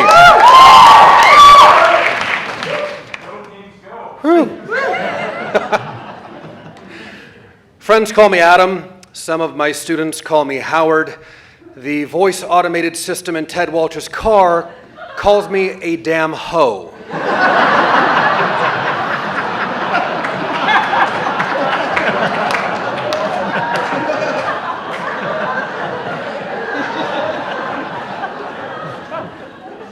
Don't screw up. 3 words only. Don't screw up. These were the written sentiments I received in the fall of 1993 at Kenyon College on opening night of Oliver Goldsmith's She Stoops to Conquer, along with a box of lovely red roses. Don't screw up.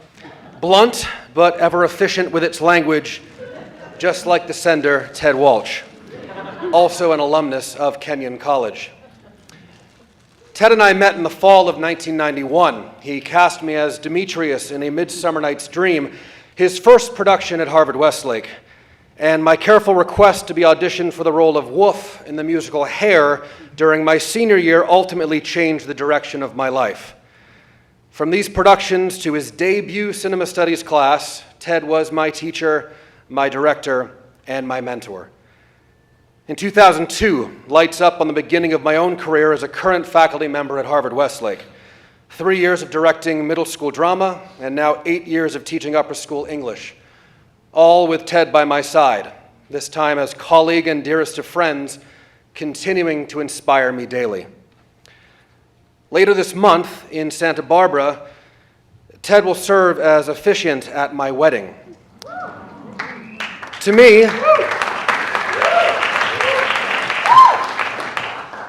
me, having Ted there is a no-brainer. Significant moments need the most significant people. That said, as we approach this special day, I offer you 3 words of encouragement, Ted.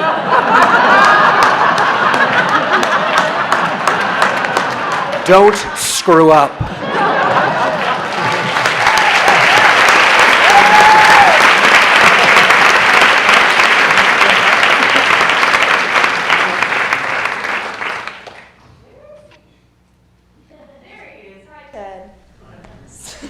So I'm an art teacher. This is no longer my forte. I'll keep it short.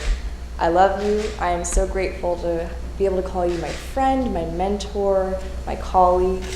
I'm grateful to have you in my life. You've been there for some of the biggest milestones, the most important moments, and looking forward to the rest of it.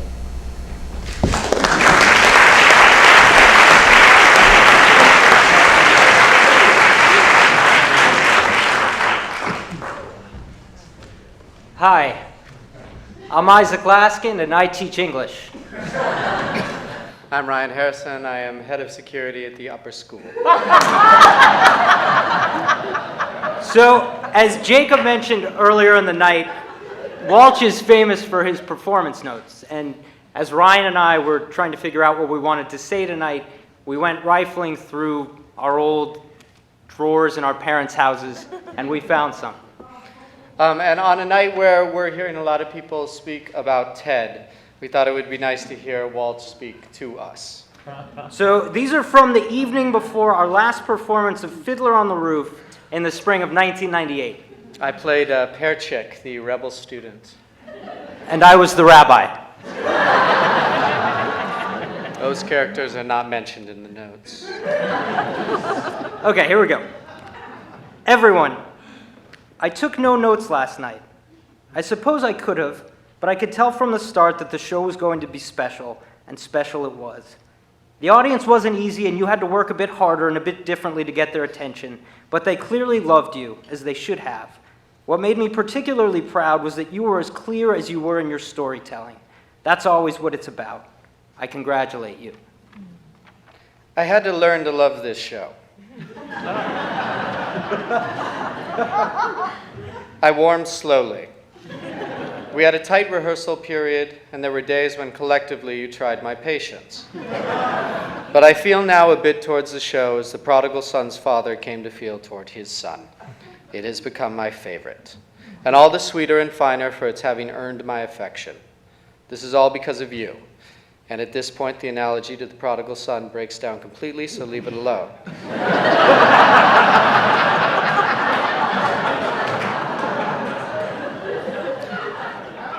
You have truly earned that affection.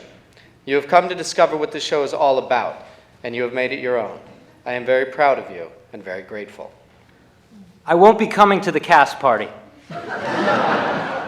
I thank those of you who have gone out of your way to include me, and I appreciate more than I can say the sentiment that prompts your wanting me there.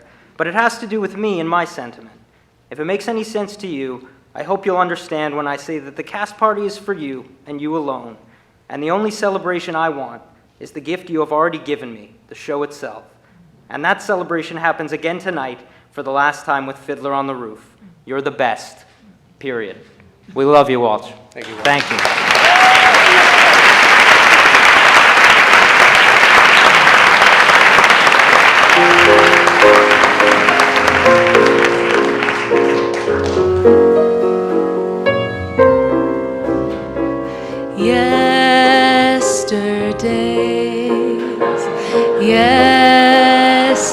Yesterdays, days I knew as happy, sweet, sequestered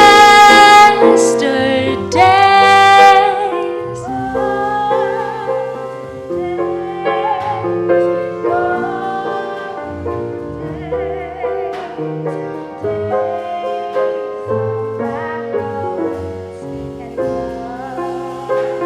Then gay youth was mine, truth was mine, joyous, free, and flaming life, forsooth was mine. Sad am I, glad am I, for today I'm dreaming of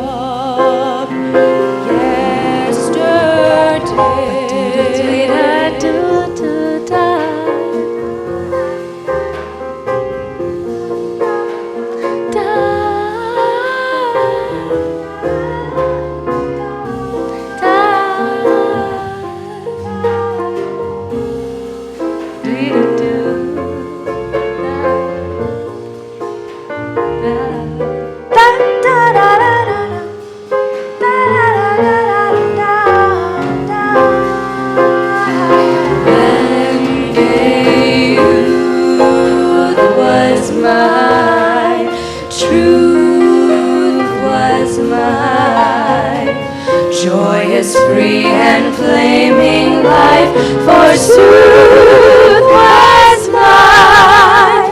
Sad am I, glad am I, for today I'm dreaming of yesterday.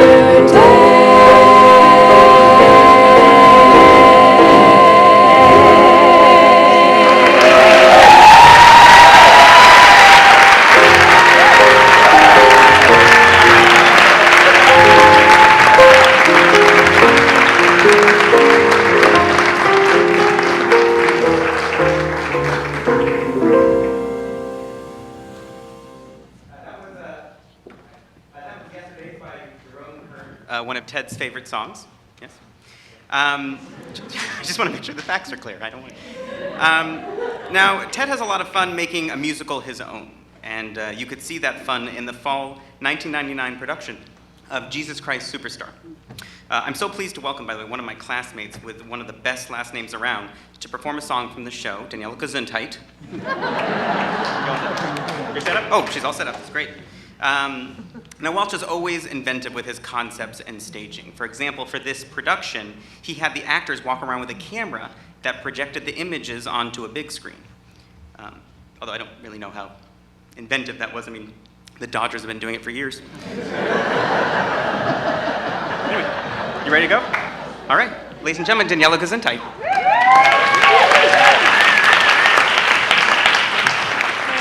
Hi, Ted. Uh-oh, look at that. So when we were rehearsing this song in 2000 in the drama lab, I sang the song for Ted, and he was quiet for a minute, and then he said, "Daniela, I want you to sing this song at my funeral." So I figured this was a much better occasion. So I took a liberty there. So thank you so much for everything, and congratulations for inspiring such a beautiful community.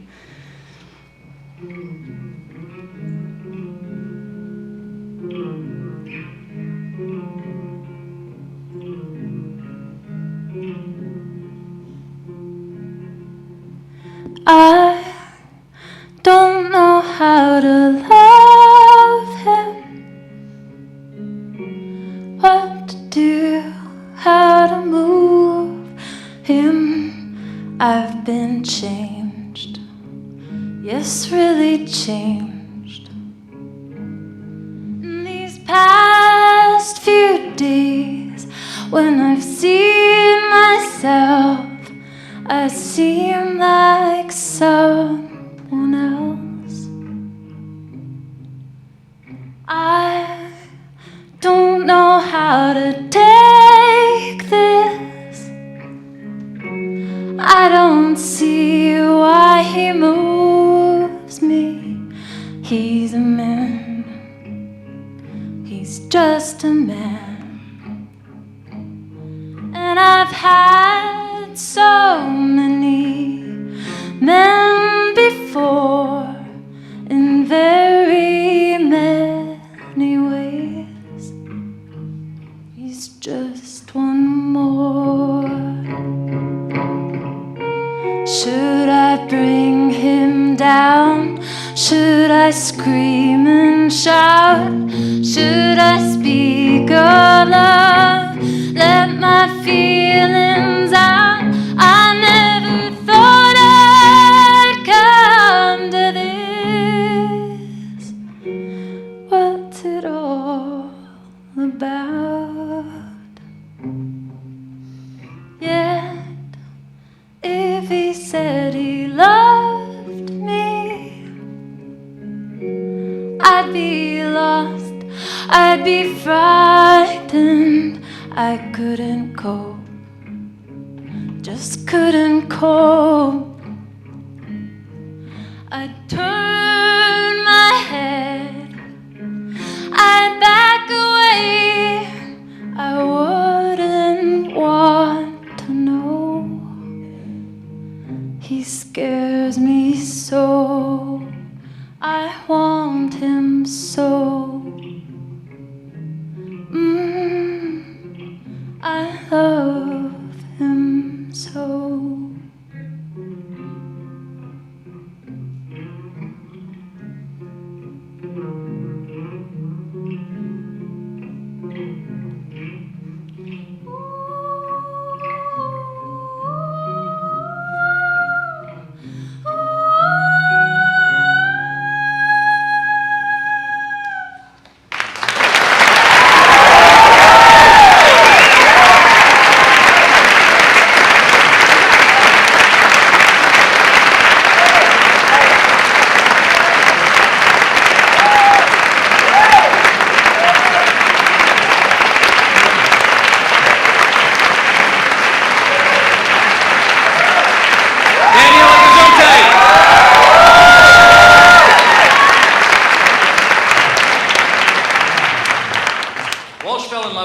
Special production of Pippin that he did here at Harvard-Westlake in 2010. And now I'd like to welcome from his dressing room on Broadway at the Book of Mormon, Ben Platt and Beanie Feldstein.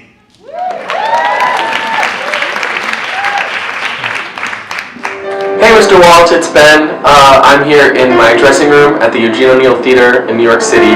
Everything has its season, and everything has its time. Show me a reason, and I'll soon show you a rhyme. Cats fit on the windowsill, children fit in the snow. Why do I feel I don't fit in anywhere I go?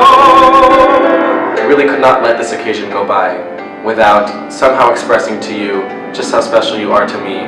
and have been to me both at Harvard-Westlake and in the years since I've left Harvard-Westlake and taken my first steps in my career. I don't know how I would have begun to find the real honest heart at the center of Elder Cunningham without the lessons that I learned from you, both in class and in the amazing productions that you directed, especially Pippin, the musical that you directed my senior year, which is one of the most magical experiences of my entire life.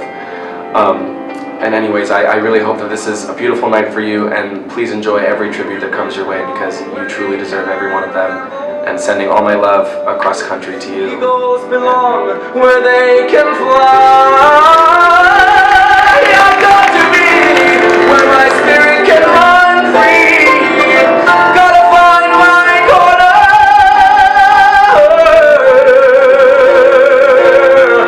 of the sky.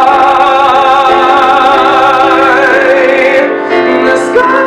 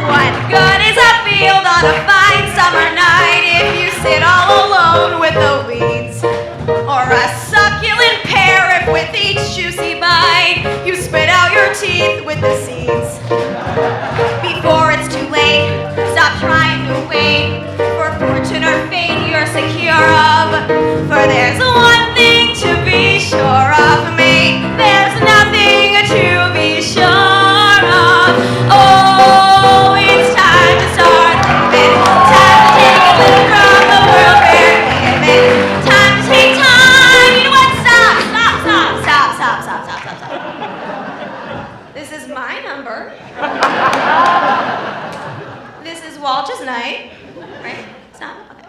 And I'm gonna change the lyrics.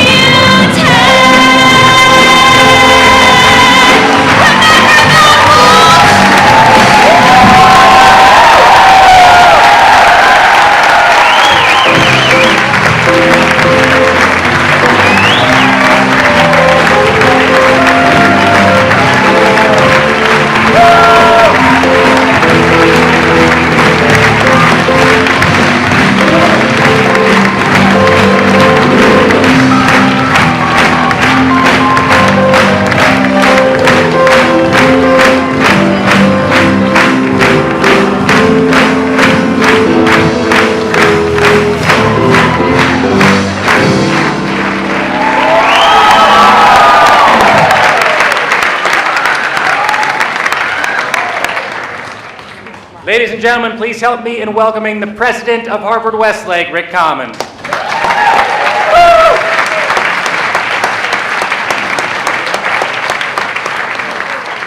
What an evening, what a show. Congratulations, Ted. I want to thank all the performers. This is just an extraordinary experience for all of us to see rugby once again alive with your performances. Thank you, performers tonight. Thank you.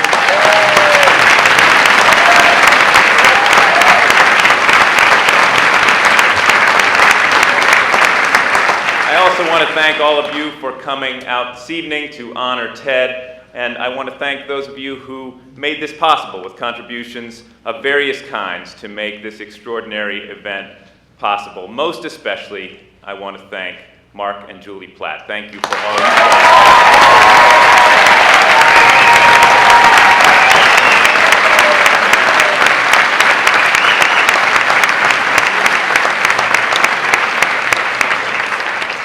Additional thanks to Johnny Adout and Nick Lieberman for their production.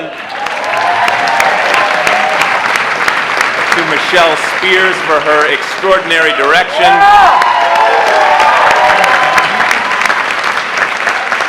To Sharon Cusio and Liz Foreman for their wonderful ruse that brought Ted here, surprised him.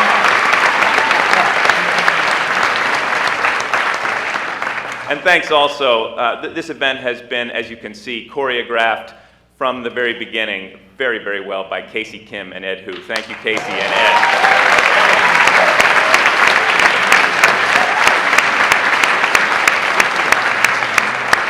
Now, because there seemed to be some confusion, I want to explain briefly about the chair. It is, in fact, a big endowment for Ted. The endowment is $1.5 million.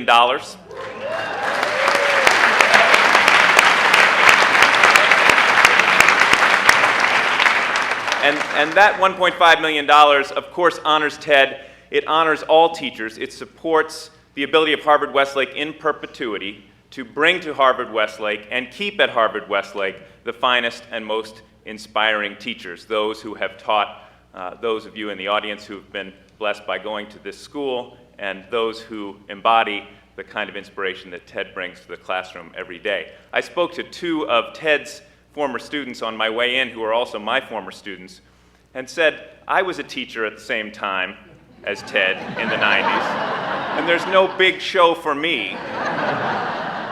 What is it about Ted?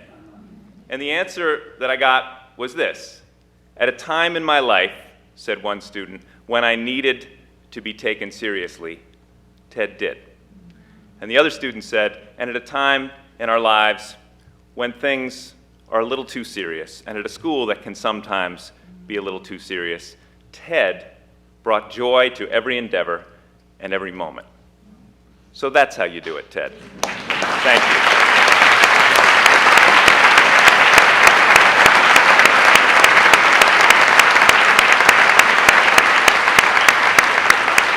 And now, allow me to introduce the man who was wise enough to bring Ted Walch to Harvard-Westlake, Tom Hudnut.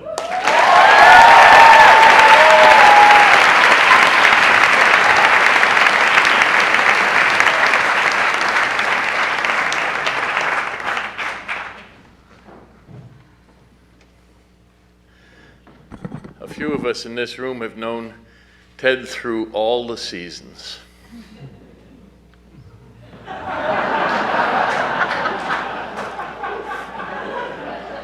And there was fall, and there was winter, And I'm certain that neither of his brothers was surprised tonight to hear the one scriptural reference be to the prodigal son.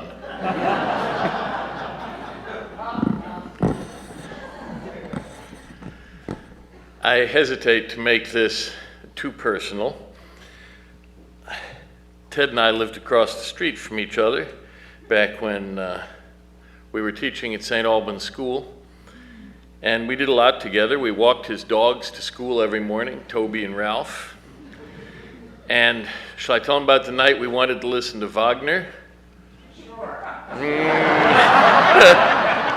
No.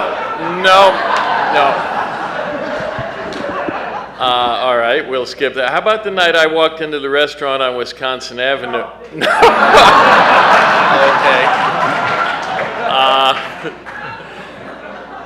Well, then I will tell about the night at about 4 in the morning on January the 5th, 1977, when we called Ted across the street, and he and my wife and I got in the car and went to GW Hospital because Dee Dee had gone into labor. And this was before gay couples, and it was before surrogates. And to see the two of us pushing her in the wheelchair to the labor room was a sight that left people in the corridors speechless at GW that particular night. But it was, like so many other days and nights with Ted, it was worth it. I succumbed to the siren call of headmastering before Ted left St. Albans, and one of the first orders of business I had in my school, which was a K-6 school outside of Washington, was to try to develop a superior drama program. So I entreated Ted to come and work at the school, but the lure of the Kleagues was greater than the lure of the Ks. And so Ted went to the Kenyon Festival Theater as its founding director. He quickly turned it into the Kenyon Deficit Theater. So a few years later, when I had moved to California and was running a high school in Northern California, and Ted mysteriously found himself looking for work, I was able to inveigle him into coming to the Branson School and creating a perfectly marvelous theater department there. And then I left the Branson School to come to these hallowed precincts. And I hadn't been here, well, I don't think I'd made it to my first production at Harvard School before I knew we needed Ted. And when I saw that first production, I really knew it. So I set out to make Ted succumb to various blandishments over the course of the next several years, and he played hard to get. He loved his life in San Francisco, he loved his time at Branson School, but finally, when the moment of consummation of the merger had been achieved, and Harvard-Westlake was about to throw open its doors in the fall of 1991, he bit the bullet and came here, and the history has been writ large tonight. All I ever wanted in the schools I ran was the best. Whether it was in the classroom or on the playing field, in the concert hall or on the stage. And I hired a lot of good people, but I never hired anyone who was as good at what she or he did as Ted Walch. He is the best.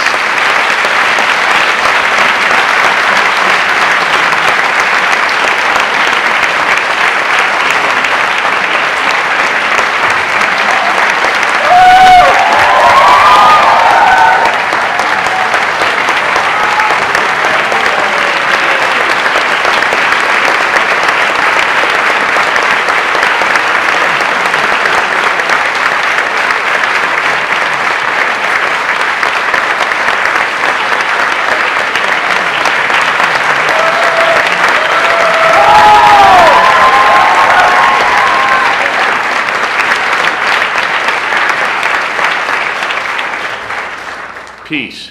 Ted speaks.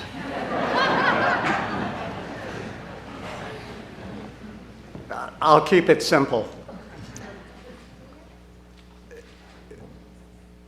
When you work with wonderful people, whether they're colleagues or students, that's all that matters. And I'm incredibly touched, completely surprised, somewhat annoyed.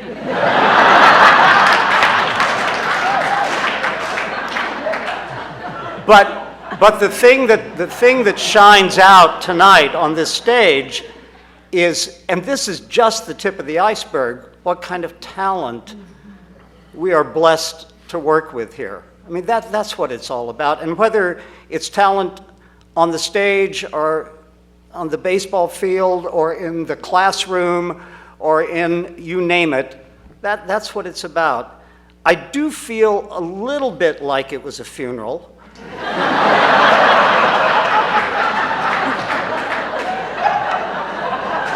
And I'll just simply repeat that, Daniela, you're on.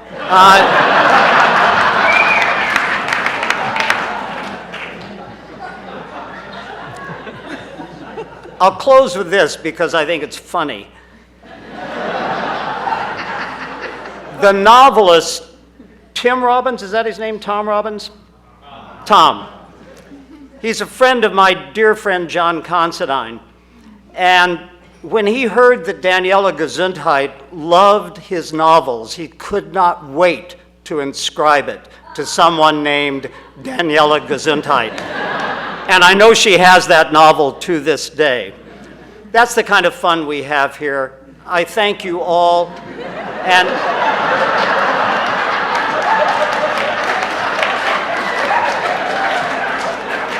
And Mark and Julie, you have given so much, including 5 kids, to this school, but you're the best. Thank you. Wait.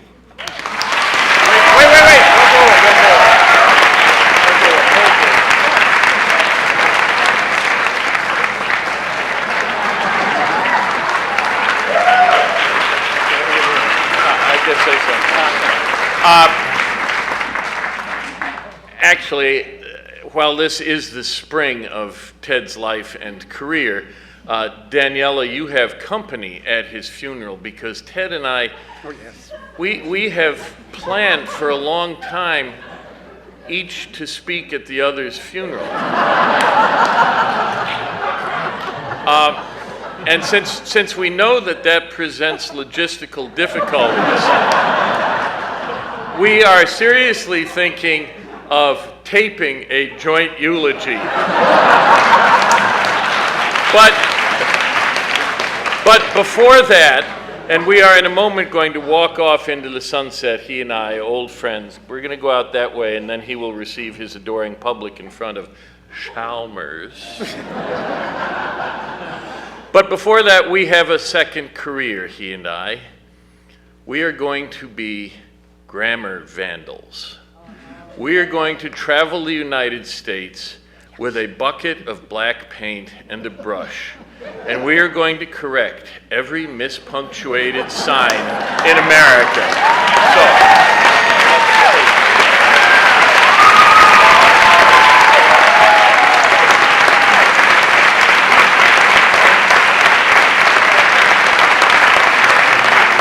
Gentlemen, thank you so much for celebrating with us tonight. Reception in Chalmers. If you don't know where Chalmers is, just find a young person and follow them.